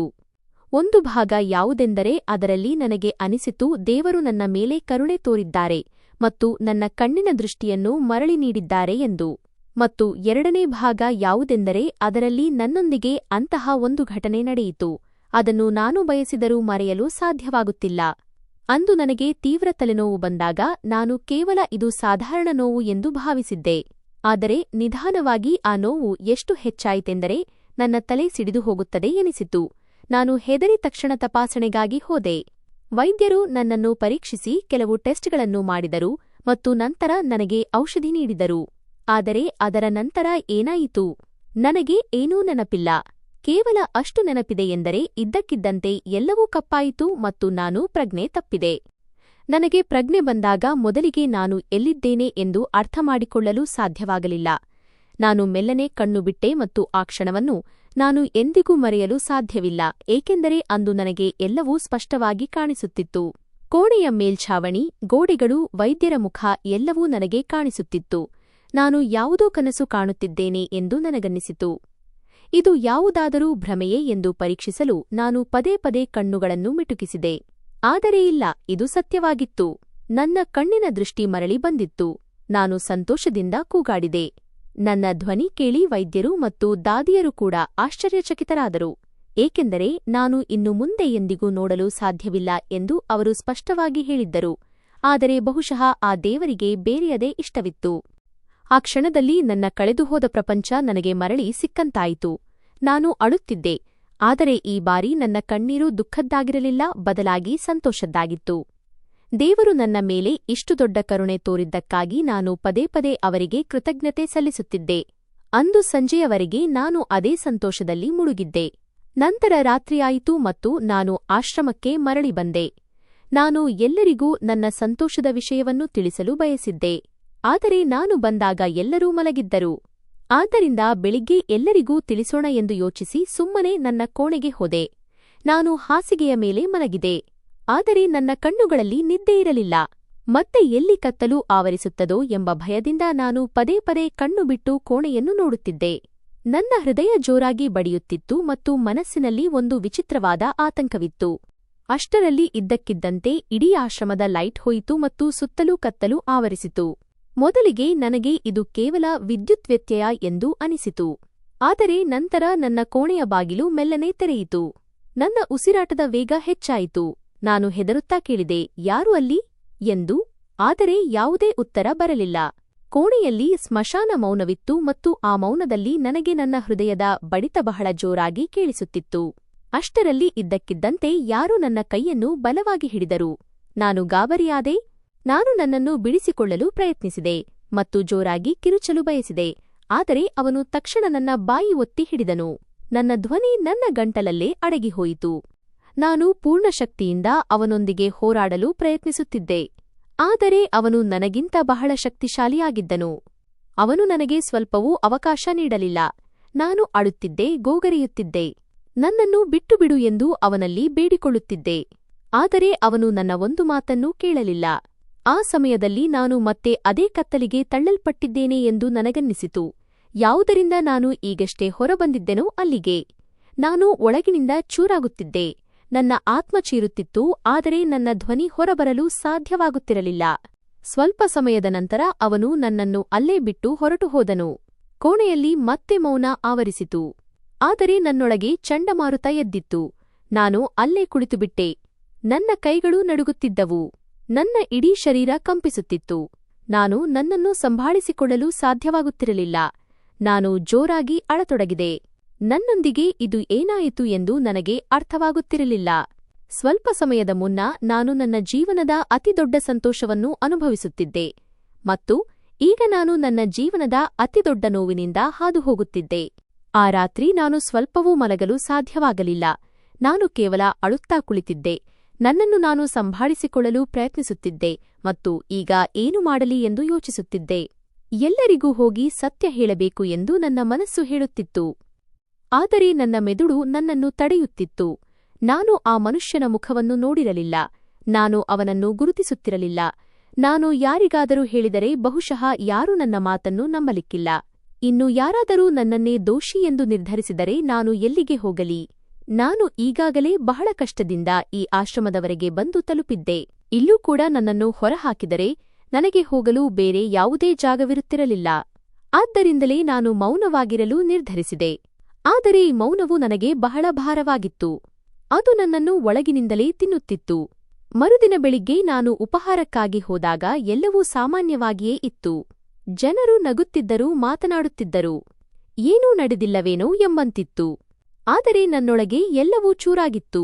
ನನ್ನ ಕಣ್ಣುಗಳು ಬಾತಿದ್ದವು, ಏಕೆಂದರೆ ನಾನು ಇಡೀ ರಾತ್ರಿ ಅಳುತ್ತಾ ಕುಳಿತಿದ್ದೆ. ಅಷ್ಟರಲ್ಲಿ ಯಾರೋ ನನ್ನನ್ನು ಕೇಳಿದರು, ಏನಾಯಿತು? ನೀನು ಸರಿಯಾಗಿ ಕಾಣಿಸುತ್ತಿಲ್ಲವಲ್ಲ? ನಿನಗೆ ನಿದ್ದೆ ಬರಲಿಲ್ವಾ? ನಾನು ನನ್ನನ್ನು ಸಂಭಾಳಿಸಿಕೊಳ್ಳುತ್ತಾ ಹೇಳಿದೆ, ಕೇವಲ ತಲೆನೋವು ಇತ್ತು, ಹಾಗಾಗಿ ನಿದ್ದೆ ಬರಲಿಲ್ಲ ಎಂದು. ಯಾರೂ ನನ್ನ ಮುಖದ ಮೇಲೆ ನನ್ನ ನೋವನ್ನು ಓದಬಾರದು ಎಂದು ನಾನು ಬಯಸಿದ್ದೆ. ಅಷ್ಟರಲ್ಲಿ ಸುನೈನಾ ಮೇಡಂ ನನ್ನ ಬಳಿ ಬಂದರು. ಅವರು ನನ್ನನ್ನು ಸೂಕ್ಷ್ಮವಾಗಿ ಗಮನಿಸಿ, ನಿನ್ನ ಆರೋಗ್ಯ ಸರಿಯಿಲ್ಲದಂತಿದೆ ಎಂದು ಹೇಳಿದರು. ಅವರು ನನ್ನ ತಲೆಯ ಮೇಲೆ ಕೈ ಇಟ್ಟಾಗ ನನಗೆ ತೀವ್ರ ಜ್ವರ ಇರುವುದು ಅವರಿಗೆ ತಿಳಿಯಿತು. ಅವರು ತಕ್ಷಣ ನನ್ನನ್ನು ವಿಶ್ರಾಂತಿ ಪಡೆಯಲು ಕಳುಹಿಸಿದರು ಮತ್ತು ವೈದ್ಯರ ಬಳಿ ತೋರಿಸಿಕೊಳ್ಳಲು ಹೇಳಿದರು. ನಾನು ಅಲ್ಲಿಗೆ ಹೋಗಿ ಔಷಧಿ ಪಡೆದೆ. ಆದರೆ ನನ್ನ ಮನಸ್ಸಿನ ಭಯ ಮತ್ತು ನೋವು ಯಾವುದೇ ಔಷಧಿಯಿಂದ ಗುಣವಾಗುತ್ತಿರಲಿಲ್ಲ. ಅಂದೇ ವೈದ್ಯರು ಎಲ್ಲರಿಗೂ ನನ್ನ ಕಣ್ಣಿನ ದೃಷ್ಟಿ ಮರಳಿ ಬಂದಿದೆ ಎಂಬ ವಿಷಯವನ್ನು ತಿಳಿಸಿದರು. ಇದನ್ನು ಕೇಳಿ ಎಲ್ಲರಿಗೂ ಸಂತೋಷವಾಯಿತು. ಎಲ್ಲರೂ ನನಗೆ ಅಭಿನಂದನೆ ಸಲ್ಲಿಸಲು ಶುರುಮಾಡಿದರು. ಆದರೆ ಆ ಬೆಳಕಿನ ಜೊತೆಯಲ್ಲೇ ನನ್ನೊಳಗೆ ಒಂದು ಆಳವಾದ ಕತ್ತಲೆ ಕೂಡ ಆವರಿಸಿದೆ ಎಂಬುದು ಅವರಿಗೆ ಹೇಗೆ ತಿಳಿಯಬೇಕು? ಆ ವಿಷಯವನ್ನು ನಾನು ಯಾರಲ್ಲೂ ಹೇಳಿಕೊಳ್ಳಲು ಸಾಧ್ಯವಿರಲಿಲ್ಲ. ನಾನು ಎಲ್ಲರ ಮುಂದೆ ನಗಲು ಪ್ರಯತ್ನಿಸುತ್ತಿದ್ದೆ. ಆದರೆ ಒಳಗಿನಿಂದ ನಾನು ಪ್ರತಿಕ್ಷಣವೂ ಕುಸಿಯುತ್ತಿದ್ದೆ. ನಾನು ಯಾರ ಹತ್ತಿರ ಮಾತನಾಡಲಿ, ಹೇಗೆ ನನ್ನ ವಿಷಯ ತಿಳಿಸಲಿ ಎಂದು ನನಗೆ ಅರ್ಥವಾಗುತ್ತಿರಲಿಲ್ಲ. ಒಂದು ವೇಳೆ ನಾನು ಸತ್ಯ ಹೇಳಿದರೆ ಜನರು ಬಹುಶಃ ನನ್ನನ್ನೇ ಪ್ರಶ್ನಿಸಬಹುದು, ಮತ್ತು ಒಂದು ವೇಳೆ ಮೌನವಾಗಿದ್ದರೆ ಈ ನೋವು ನನ್ನನ್ನು ಒಳಗಿನಿಂದಲೇ ಕೊನೆಗಾಣಿಸುತ್ತದೆ. ನಾನು ಅಂತಹ ಒಂದು ಜಾಗದಲ್ಲಿ ನಿಂತಿದ್ದೆ. ಅಲ್ಲಿ ಪ್ರತಿಯೊಂದು ದಾರಿಯೂ ನನಗೆ ಭಯ ಹುಟ್ಟಿಸುತ್ತಿತ್ತು. ಅಂದಿನಿಂದ ನನ್ನ ಜೀವನ ಬದಲಾಯಿತು. ನಾನು ಈಗ ಪ್ರತಿಯೊಬ್ಬರಿಗೂ ಹೆದರತೊಡಗಿದ್ದೆ. ರಾತ್ರಿಯಾಗುತ್ತಿದ್ದಂತೆಯೇ ನನ್ನ ಹೃದಯ ಗಾಬರಿಯಾಗತೊಡಗುತ್ತಿತ್ತು. ನನಗೆ ನಿದ್ದೆ ಮಾಡಲು ಸಾಧ್ಯವಾಗುತ್ತಿರಲಿಲ್ಲ. ಪ್ರತಿಯೊಂದು ಶಬ್ದಕ್ಕೂ ನನಗೆ ಭಯವಾಗುತ್ತಿತ್ತು. ಆದರೂ ನಾನು ನನ್ನನ್ನು ಸಂಭಾಳಿಸಿಕೊಳ್ಳಲು ಪ್ರಯತ್ನಿಸಿದೆ, ಏಕೆಂದರೆ ಈಗ ನನ್ನ ಬಳಿ ಧೈರ್ಯದ ಹೊರತಾಗಿ ಬೇರೆ ಯಾವುದೇ ದಾರಿಯಿರಲಿಲ್ಲ. ಒಂದು ವೇಳೆ ನಾನು ಕುಸಿದು ಹೋದರೆ ಇನ್ನು ಎಂದಿಗೂ ನನ್ನನ್ನು ನಾನು ಸಂಭಾಳಿಸಿಕೊಳ್ಳಲು ಸಾಧ್ಯವಿಲ್ಲ ಎಂಬುದು ನನಗೆ ತಿಳಿದಿತ್ತು. ಆದ್ದರಿಂದ ನಾನು ನನ್ನೊಳಗಿನ ಶಕ್ತಿಯನ್ನು ಹಿಡಿದಿಟ್ಟುಕೊಂಡೆ ಮತ್ತು ಏನೇ ಆದರೂ ನಾನು ಸೋಲೊಪ್ಪಿಕೊಳ್ಳುವುದಿಲ್ಲ ಎಂದು ನನಗೆ ನಾನೇ ಭರವಸೆ ನೀಡಿದೆ. ನಾನು ಈ ನೋವಿನ ಜೊತೆಯಲ್ಲೇ ಬದುಕುವುದನ್ನು ಕಲಿಯುತ್ತೇನೆ ಮತ್ತು ಒಂದು ದಿನ ಈ ಭಯದಿಂದ ಹೊರಬಂದು ಮತ್ತೆ ಮುಕ್ತವಾಗಿ ಬದುಕುವ ದಿನ ಬಂದೇ ಬರುತ್ತದೆ ಎಂದು ಆಶಿಸಿದೆ. ಇಂದಿನ ದಿನವೂ ಕೂಡ ಉಳಿದ ದಿನಗಳಂತೆಯೇ ಆರಂಭವಾಗಿತ್ತು. ಆದರೆ ಈ ದಿನವು ನನ್ನೊಳಗೆ ಒಂದು ಹೊಸ ಚಡಪಡಿಕೆಯನ್ನು ಉಂಟುಮಾಡುತ್ತದೆ ಎಂಬ ಕಲ್ಪನೆ ನನಗಿರಲಿಲ್ಲ. ಆಶ್ರಮದಲ್ಲಿ ಬೆಳಿಗ್ಗೆಯಿಂದಲೇ ಸ್ವಲ್ಪ ಓಡಾಟವಿತ್ತು, ಏಕೆಂದರೆ ಸುನೈನಾ ಮೇಡಂ ಅವರ ಮಕ್ಕಳು ಬರಲಿದ್ದರು. ಬಹಳ ಸಮಯದ ನಂತರ ಅವರ ಮಗ ಮತ್ತು ಮಗಳು ಅವರನ್ನು ಭೇಟಿಯಾಗಲು ಬರುತ್ತಿದ್ದಾರೆ ಎಂಬ ವಿಷಯದ ಬಗ್ಗೆ ಎಲ್ಲರೂ ಮಾತನಾಡಿಕೊಳ್ಳುತ್ತಿದ್ದರು. ನಾನು ಕೂಡ ನನ್ನ ಕೆಲಸದಲ್ಲಿ ತೊಡಗಿದ್ದೆ. ಆದರೆ ಒಳಗೊಳಗೆ ಇದೆಲ್ಲವನ್ನೂ ಕೇಳಿ ನನಗೂ ಸ್ವಲ್ಪ ಸಂತೋಷವಾಗುತ್ತಿತ್ತು. ಯಾರಾದರೂ ತಮ್ಮವರನ್ನು ಭೇಟಿಯಾಗಲು ಬಂದಾಗ ಎಷ್ಟು ಸಮಾಧಾನ ಸಿಗುತ್ತದೆ ಎಂದು. ಸ್ವಲ್ಪ ಸಮಯದ ನಂತರ ಅವರಿಬ್ಬರೂ ಬಂದರು. ಎಲ್ಲರೂ ಅವರನ್ನು ಭೇಟಿಯಾಗುತ್ತಿದ್ದರು. ಅವರು ಕೂಡ ಪ್ರತಿಯೊಬ್ಬರ ಜೊತೆಯೂ ಬಹಳ ಪ್ರೀತಿಯಿಂದ ಮಾತನಾಡುತ್ತಿದ್ದರು. ಯಾವಾಗ ನನ್ನ ದೃಷ್ಟಿ ಸುನೈನಾ ಮೇಡಂ ಅವರ ಮಗನ ಮೇಲೆ ಬಿತ್ತೋ, ನಾನು ಒಂದು ಕ್ಷಣ ಅಲ್ಲೇ ನಿಂತುಬಿಟ್ಟೆ. ನಾನು ಅವನನ್ನು ಮೊದಲು ಎಲ್ಲೋ ನೋಡಿದ್ದೇನೆ ಎಂದು ನನಗನ್ನಿಸಿತು. ಅವನ ಮುಖ ನನಗೆ ಪರಿಚಯವಿದ್ದಂತೆಯೇ ಇತ್ತು. ಆದರೆ ಎಲ್ಲಿ ನೋಡಿದ್ದೇನೆ ಎಂದು ನನಗೆ ಅರ್ಥವಾಗುತ್ತಿರಲಿಲ್ಲ. ನಾನು ನನಗೆ ನಾನೇ ಪದೇ ಪದೇ ಸಮಾಧಾನ ಪಟ್ಟುಕೊಳ್ಳುತ್ತಿದ್ದೆ, ಬಹುಶಃ ಹಾಗೆ ಅನ್ನಿಸಿರಬಹುದು ಎಂದು. ಆದರೆ ನನ್ನ ಹೃದಯದಲ್ಲಿ ಒಂದು ವಿಚಿತ್ರವಾದ ಚಡಪಡಿಕೆ ಶುರುವಾಯಿತು. ಏನೂ ಸರಿಯಿಲ್ಲ ಎನಿಸುತ್ತಿತ್ತು. ಅವನ ಹೆಸರು ವಿಜಯ್ ಮತ್ತು ಅವನು ಎಲ್ಲರ ಜೊತೆಯೂ ಬಹಳ ಗೌರವದಿಂದ ನಡೆದುಕೊಳ್ಳುತ್ತಿದ್ದನು. ಅವನು ಪ್ರತಿಯೊಬ್ಬ ಮಹಿಳೆಯ ಕ್ಷೇಮ ಸಮಾಚಾರ ವಿಚಾರಿಸುತ್ತಿದ್ದನು. ಅವರ ಅಗತ್ಯಗಳ ಬಗ್ಗೆ ಗಮನಹರಿಸುತ್ತಿದ್ದನು. ಎಲ್ಲರೂ ಅವನನ್ನು ಹೊಗಳುತ್ತಿದ್ದರು. ಆದರೆ ಯಾಕೋ ನನಗೆ ಅವನ ಹತ್ತಿರ ನಿಲ್ಲಲು ಕೂಡ ಒಂದು ವಿಚಿತ್ರ ಭಯವಾಗುತ್ತಿತ್ತು. ನಾನು ಇಲ್ಲ, ಅಂತಹದ್ದೇನೂ ಇಲ್ಲ ಎಂದು ನನಗೆ ನಾನೇ ಹೇಳಿಕೊಳ್ಳುತ್ತಿದ್ದೆ. ಆದರೂ ನನ್ನೊಳಗೆ ಒಂದು ಸಣ್ಣ ಗಾಬರಿ ಹಾಗೆಯೇ ಇತ್ತು. ದಿನಗಳು ಕಳೆದಂತೆ ಎಲ್ಲರೂ ತಮ್ಮ ತಮ್ಮ ಕೆಲಸದಲ್ಲಿ ಮಗ್ನರಾದರು. ಆದರೆ ನನ್ನೊಳಗಿನ ಆ ಚಡಪಡಿಕೆ ಮಾತ್ರ ಕಡಿಮೆಯಾಗುತ್ತಿರಲಿಲ್ಲ. ಇದೇ ಮಧ್ಯೆ ಕೆಲವು ದಿನಗಳಿಂದ ನನ್ನ ಆರೋಗ್ಯ ಕೂಡ ಸರಿಯಿರಲಿಲ್ಲ. ನನಗೆ ಬೆಳಿಗ್ಗೆ ಮತ್ತು ಸಂಜೆ ವಾಂತಿಯಾಗಲು ಶುರುವಾಯಿತು. ನನ್ನ ಶರೀರ ಕೂಡ ಭಾರವಾದಂತೆ ಅನ್ನಿಸತೊಡಗಿತು. ಮೊದಲಿನಂತೆ ನನ್ನಲ್ಲಿ ಶಕ್ತಿ ಇಲ್ಲವೇನೋ ಎನಿಸುತ್ತಿತ್ತು. ನನ್ನೊಂದಿಗೆ ಇದು ಏನಾಗುತ್ತಿದೆ ಎಂದು ನನಗೆ ಅರ್ಥವಾಗುತ್ತಿರಲಿಲ್ಲ. ನಾನು ಬಹುಶಃ ಇದು ನಿಶ್ಶಕ್ತಿ ಇರಬಹುದು ಅಥವಾ ವಾತಾವರಣದ ಬದಲಾವಣೆ ಇರಬಹುದು ಎಂದು ನನಗೆ ನಾನೇ ಸಮಾಧಾನಪಡಿಸಲು ಪ್ರಯತ್ನಿಸುತ್ತಿದ್ದೆ. ಆದರೆ ಮನಸ್ಸು ಒಪ್ಪುತ್ತಿರಲಿಲ್ಲ. ಒಂದು ಸಂಜೆ ನಾನು ನನ್ನ ಕೋಣೆಯ ಕಡೆಗೆ ಹೋಗುತ್ತಿದ್ದಾಗ ಹಾದಿಯಲ್ಲಿ ಸುನೈನಾ ಮೇಡಂ ಅವರ ಧ್ವನಿ ಕೇಳಿಸಿತು. ಅವರು ಯಾರ ಜೊತೆಯೋ ಮಾತನಾಡುತ್ತಿದ್ದರು. ಅವರ ಧ್ವನಿಯಲ್ಲಿ ಸಿಟ್ಟು ಮತ್ತು ದುಃಖ ಎರಡೂ ತುಂಬಿತ್ತು. ಅವರು ಹೇಳುತ್ತಿದ್ದರು, ನಿನ್ನ ಈ ನಡವಳಿಕೆಯನ್ನು ನೀನು ಯಾವಾಗ ಬಿಡುತ್ತೀಯಾ? ಈ ರೀತಿಯ ಕೆಲಸಗಳು ಸರಿಯಲ್ಲ ಎಂದು ನಾನು ನಿನಗೆ ಎಷ್ಟು ಬಾರಿ ತಿಳಿ ಹೇಳಬೇಕು? ನೀನು ಮೊದಲೇ ಎಷ್ಟು ತಪ್ಪುಗಳನ್ನು ಮಾಡಿದ್ದೀಯಾ ಎಂಬ ಕಾರಣಕ್ಕಾಗಿಯೇ ನಾನು ನಿನ್ನನ್ನು ಹೊರಗಡೆ ಕಳುಹಿಸಿದ್ದೆ. ನಿನ್ನ ತಪ್ಪುಗಳನ್ನು ನಾನು ಇನ್ನು ಎಷ್ಟು ದಿನಗಳವರೆಗೆ ಮುಚ್ಚಿಡಲಿ? ನೀನೀಗ ಮಗುವಲ್ಲ. ನೀನು ಇದನ್ನು ಅರ್ಥಮಾಡಿಕೊಳ್ಳಬೇಕು ಮತ್ತು ನಿನ್ನನ್ನು ನೀನು ತಿದ್ದಿಕೊಳ್ಳಬೇಕು. ಅವರ ಮಾತುಗಳನ್ನು ಕೇಳಿ ನನ್ನ ಹೆಜ್ಜೆಗಳು ಅಲ್ಲೇ ನಿಂತು ಹೋದವು. ಅವರು ತಮ್ಮ ಮಗನ ಜೊತೆ ಈ ರೀತಿ ಏಕೆ ಮಾತನಾಡುತ್ತಿದ್ದಾರೆ ಎಂದು ನನಗೆ ಆಶ್ಚರ್ಯವಾಯಿತು. ಅವರು ಅಷ್ಟೊಂದು ಚಿಂತಿತರಾಗಿರುವ ಅಂತಹ ತಪ್ಪುಗಳಾದರೂ ಯಾವುವು? ನನ್ನ ಮನಸ್ಸಿನಲ್ಲಿ ಅನೇಕ ಪ್ರಶ್ನೆಗಳು ಏಳತೊಡಗಿದವು. ಅಷ್ಟರಲ್ಲಿ ಯಾರೂ ನನ್ನ ಕಡೆಗೆ ಬರುತ್ತಿರುವಂತೆ ಅನಿಸಿತು. ಆದ್ದರಿಂದ ನಾನು ತಕ್ಷಣವೇ ನನ್ನ ಕೋಣೆಗೆ ಹೊರಟು ಹೋದೆ. ಆದರೆ ನನ್ನ ಮನಸ್ಸಿನಲ್ಲಿ ಅವೇ ಮಾತುಗಳು ಸುಳಿದಾಡುತ್ತಿದ್ದವು. ಅಸಲಿಗೆ ಸತ್ಯವೇನು ಮತ್ತು ವಿಜಯ್ನನ್ನು ನೋಡಿದಾಗ ನನಗೇಕೆ ಇಷ್ಟೊಂದು ವಿಚಿತ್ರವಾಗಿ ಅನ್ನಿಸುತ್ತಿದೆ ಎಂಬುದು ನನಗೆ ಅರ್ಥವಾಗುತ್ತಿರಲಿಲ್ಲ. ನಾನು ನನ್ನ ಕೋಣೆಗೆ ತಲುಪಿದೆ ಮತ್ತು ಒಳಗೆ ಹೋದ ಕೂಡಲೇ ನನಗೆ ಇದ್ದಕ್ಕಿದ್ದಂತೆ ತಲೆಸುತ್ತು ಬರತೊಡಗಿತು. ನನ್ನ ಕಣ್ಣುಗಳ ಮುಂದೆ ಕತ್ತಲು ಆವರಿಸಿತು. ನಾನು ನನ್ನನ್ನು ಸಂಭಾಳಿಸಿಕೊಳ್ಳಲು ಪ್ರಯತ್ನಿಸುತ್ತಿದ್ದೆ, ಆದರೆ ನನ್ನ ಶರೀರ ಸಾಥ್ ನೀಡುತ್ತಿರಲಿಲ್ಲ ಮತ್ತು ಮರುಕ್ಷಣವೇ ನಾನು ನೆಲದ ಮೇಲೆ ಬಿದ್ದೆ. ಆ ಸಮಯದಲ್ಲಿ ನನ್ನೊಳಗೆ ಭಯವೂ ಇತ್ತು, ಗೊಂದಲವೂ ಇತ್ತು ಮತ್ತು ನನಗೆ ಅರ್ಥವಾಗದಂತಹ ಒಂದು ಅನುಭವವೂ ಇತ್ತು. ನನ್ನ ಜೀವನವು ನಿಧಾನವಾಗಿ ಅಂತಹ ಒಂದು ತಿರುವು ತಲುಪುತ್ತಿತ್ತು. ಅಲ್ಲಿಂದ ಎಲ್ಲವೂ ಬದಲಾಗಲಿತ್ತು ಮತ್ತು ಮುಂದೆ ನನ್ನೊಂದಿಗೆ ಏನಾಗಲಿದೆ ಎಂಬುದು ಕೂಡ ನನಗೆ ತಿಳಿದಿರಲಿಲ್ಲ. ನನ್ನ ಪಾಲಿಗೆ ಯಾವುದೋ ದೊಡ್ಡದಾದ ಮತ್ತು ಬಹಳ ಭಾರವಾದ ವಿಷಯವು ಬರಲಿದೆ ಎಂಬುದು ಮಾತ್ರ ನನಗೆ ಅನುಭವವಾಗುತ್ತಿತ್ತು ಮತ್ತು ಬಹುಶಃ ನಾನು ಅದಕ್ಕೆ ಇನ್ನೂ ಸಿದ್ಧಳಾಗಿರಲಿಲ್ಲ. ಆದರೆ ಈಗ ನಡೆಯಬೇಕಾದದ್ದು ನಿಲ್ಲುವಂತಿರಲಿಲ್ಲ ಮತ್ತು ನನ್ನ ಉಸಿರಾಟದ ವೇಗ ಹೆಚ್ಚಾಗುತ್ತಿತ್ತು. ನನ್ನ ಹೃದಯವು ಯಾವುದೋ ಅರಿಯದ ಭಯಕ್ಕಾಗಿ ನನ್ನನ್ನು ಸಿದ್ಧಪಡಿಸುತ್ತಿರುವಂತೆ ಭಾಸವಾಗುತ್ತಿತ್ತು. ಇಂದಿನ ದಿನವು ನಿಧಾನವಾಗಿ ಕಳೆದು ರಾತ್ರಿಯಾಗಿ ಬದಲಾಗಿತ್ತು. ಆದರೆ ನನ್ನೊಳಗೆ ಶುರುವಾಗಿದ್ದ ಚಡಪಡಿಕೆಯು ಕೊನೆಯಾಗುವ ಹೆಸರನ್ನೇ ಎತ್ತುತ್ತಿರಲಿಲ್ಲ. ಆ ಸಾಯಂಕಾಲ ನಾನು ನನ್ನ ಕೋಣೆಯಲ್ಲಿ ಬಿದ್ದಿದ್ದೆ ಮತ್ತು ಅದರ ನಂತರ ಯಾವಾಗ ಪ್ರಜ್ಞೆ ಬಂತು ಎಂಬುದು ನನಗೆ ಸರಿಯಾಗಿ ನೆನಪಿರಲಿಲ್ಲ. ನಾನು ಕಣ್ಣು ಬಿಟ್ಟಾಗ ಹೊರಗೆ ಸ್ವಲ್ಪ ಕತ್ತಲಾಗಿತ್ತು. ಕೋಣೆಯಲ್ಲಿ ಕೇವಲ ಒಂದು ಮಂದವಾದ ಬೆಳಕು ಉರಿಯುತ್ತಿತ್ತು ಮತ್ತು ಸುತ್ತಲೂ ಒಂದು ವಿಚಿತ್ರವಾದ ಮೌನ ಆವರಿಸಿತ್ತು. ನನ್ನ ತಲೆ ಭಾರವಾಗಿತ್ತು ಮತ್ತು ದೇಹವು ಸಂಪೂರ್ಣವಾಗಿ ನಿಶ್ಶಕ್ತಿಯಿಂದ ಕೂಡಿದಂತೆ ಭಾಸವಾಗುತ್ತಿತ್ತು. ನಾನು ಎದ್ದೇಳಲು ಪ್ರಯತ್ನಿಸುತ್ತಿದ್ದೆ, ಆದರೆ ನನ್ನ ಕೈಗಳಲ್ಲಿ ಕೂಡ ಜೀವವಿರಲಿಲ್ಲ. ಕೆಲವು ಕ್ಷಣಗಳವರೆಗೆ ನಾನು ಹಾಗೆಯೇ ಮಲಗಿದ್ದೆ ಮತ್ತು ನನ್ನ ಸುತ್ತಮುತ್ತ ನೋಡತೊಡಗಿದೆ. ಅಷ್ಟರಲ್ಲಿ ನನಗೆ ದಿನದ ಎಲ್ಲಾ ಮಾತುಗಳು ನೆನಪಾಗತೊಡಗಿದವು. ಸುನೈನಾ ಮೇಡಂ ಅವರ ಮಗನ ಮುಖ, ಅವನ ವಿಚಿತ್ರವಾದ ವರ್ತನೆ ಮತ್ತು ನಾನು ಅಕಸ್ಮಾತ್ತಾಗಿ ಕೇಳಿಸಿಕೊಂಡ ಆ ಮಾತುಗಳು, ಇದೆಲ್ಲವೂ ನನ್ನ ಮೆದುಳಿನಲ್ಲಿ ಪದೇ ಪದೇ ಸುಳಿದಾಡುತ್ತಿದ್ದವು. ನನ್ನ ಹೃದಯ ಜೋರಾಗಿ ಬಡಿಯತೊಡಗಿತು. ಏನೋ ತಪ್ಪು ನಡೆಯುತ್ತಿದೆ ಎಂಬ ಅನುಭವವು ನನ್ನನ್ನು ಒಳಗಿನಿಂದಲೇ ತಿನ್ನುತ್ತಿತ್ತು. ನಾನು ಮೆಲ್ಲನೆ ಎದ್ದು ಕುಳಿತು ನನ್ನ ತಲೆಯನ್ನು ಹಿಡಿದುಕೊಂಡೆ. ನನ್ನೊಂದಿಗೆ ಇದೆಲ್ಲವೂ ಏನಾಗುತ್ತಿದೆ ಎಂದು ನನಗೆ ಅರ್ಥವಾಗುತ್ತಿರಲಿಲ್ಲ. ಕಳೆದ ಕೆಲವು ದಿನಗಳಿಂದ ನನ್ನ ಆರೋಗ್ಯ ಸರಿಯಿರಲಿಲ್ಲ. ವಾಂತಿಯಾಗುತ್ತಿತ್ತು, ದೇಹವು ಭಾರವೆನಿಸುತ್ತಿತ್ತು ಮತ್ತು ಈಗ ಈ ತಲೆಸುತ್ತು, ಇದೆಲ್ಲವೂ ನನಗೆ ಇನ್ನೂ ಹೆಚ್ಚಾಗಿ ಭಯ ಹುಟ್ಟಿಸತೊಡಗಿತು. ಬಹುಶಃ ಇದೆಲ್ಲವೂ ನಿಶ್ಶಕ್ತಿಯ ಕಾರಣದಿಂದ ಆಗುತ್ತಿರಬಹುದು ಎಂದು ನಾನು ನನಗೆ ನಾನೇ ಸಮಾಧಾನಪಡಿಸಲು ಪ್ರಯತ್ನಿಸುತ್ತಿದ್ದೆ. ಆದರೆ ನನ್ನ ಹೃದಯದೊಳಗೆ ಎಲ್ಲೋ ಒಂದು ಕಡೆ ಅಡಗಿದ್ದ ಭಯವು ನನಗೆ ನೆಮ್ಮದಿಯಿಂದಿರಲು ಬಿಡುತ್ತಿರಲಿಲ್ಲ. ರಾತ್ರಿ ಇನ್ನೂ ಆಳವಾಗಿತ್ತು. ಹೊರಗಿನಿಂದ ಆಗೊಮ್ಮೆ ಈಗೊಮ್ಮೆ ಯಾರೋ ನಡೆಯುವ ಸದ್ದು ಕೇಳಿಸುತ್ತಿತ್ತು. ಆದರೆ ಮತ್ತೆಲ್ಲವೂ ಶಾಂತವಾಗುತ್ತಿತ್ತು. ನಾನು ನನ್ನ ಹಾಸಿಗೆಯ ಮೇಲೆ ಕುಳಿತು ಅಸಲಿಗೆ ಇದೆಲ್ಲವೂ ಏನು ಎಂದು ಯೋಚಿಸುತ್ತಿದ್ದೆ. ಅಷ್ಟರಲ್ಲಿ ನನಗೆ ಸಾಯಂಕಾಲ ಕೇಳಿಸಿಕೊಂಡ ಸುನೈನಾ ಮೇಡಂ ಅವರ ಧ್ವನಿ ಮತ್ತೆ ನೆನಪಾಯಿತು. ಅವರು ತಮ್ಮ ಮಗನ ಜೊತೆ ಬಹಳ ಸಿಟ್ಟಿನಿಂದ ಮಾತನಾಡುತ್ತಿದ್ದರು. ನಿನ್ನ ಈ ಚಾಳಿಯನ್ನು ನೀನು ಯಾವಾಗ ಬಿಡುತ್ತೀಯಾ? ನಾನು ನಿನಗೆ ಎಷ್ಟು ಬಾರಿ ತಿಳಿ ಹೇಳಬೇಕು ಎಂಬ ಅವರ ಮಾತುಗಳು ನನ್ನ ಕಿವಿಯಲ್ಲಿ ಮೊಳಗುತ್ತಿದ್ದವು ಮತ್ತು ಇದನ್ನು ಕೇಳಿ ನನ್ನೊಳಗೆ ಒಂದು ವಿಚಿತ್ರವಾದ ಗಾಬರಿ ಶುರುವಾಯಿತು. ಏಕೆಂದರೆ ಯಾಕೋ ನನಗನ್ನಿಸುತ್ತಿತ್ತು ಇದೆಲ್ಲದರ ಹಿಂದೆ ನನಗೂ ಏನೋ ಒಂದು ಸಂಬಂಧವಿದೆ ಎಂದು.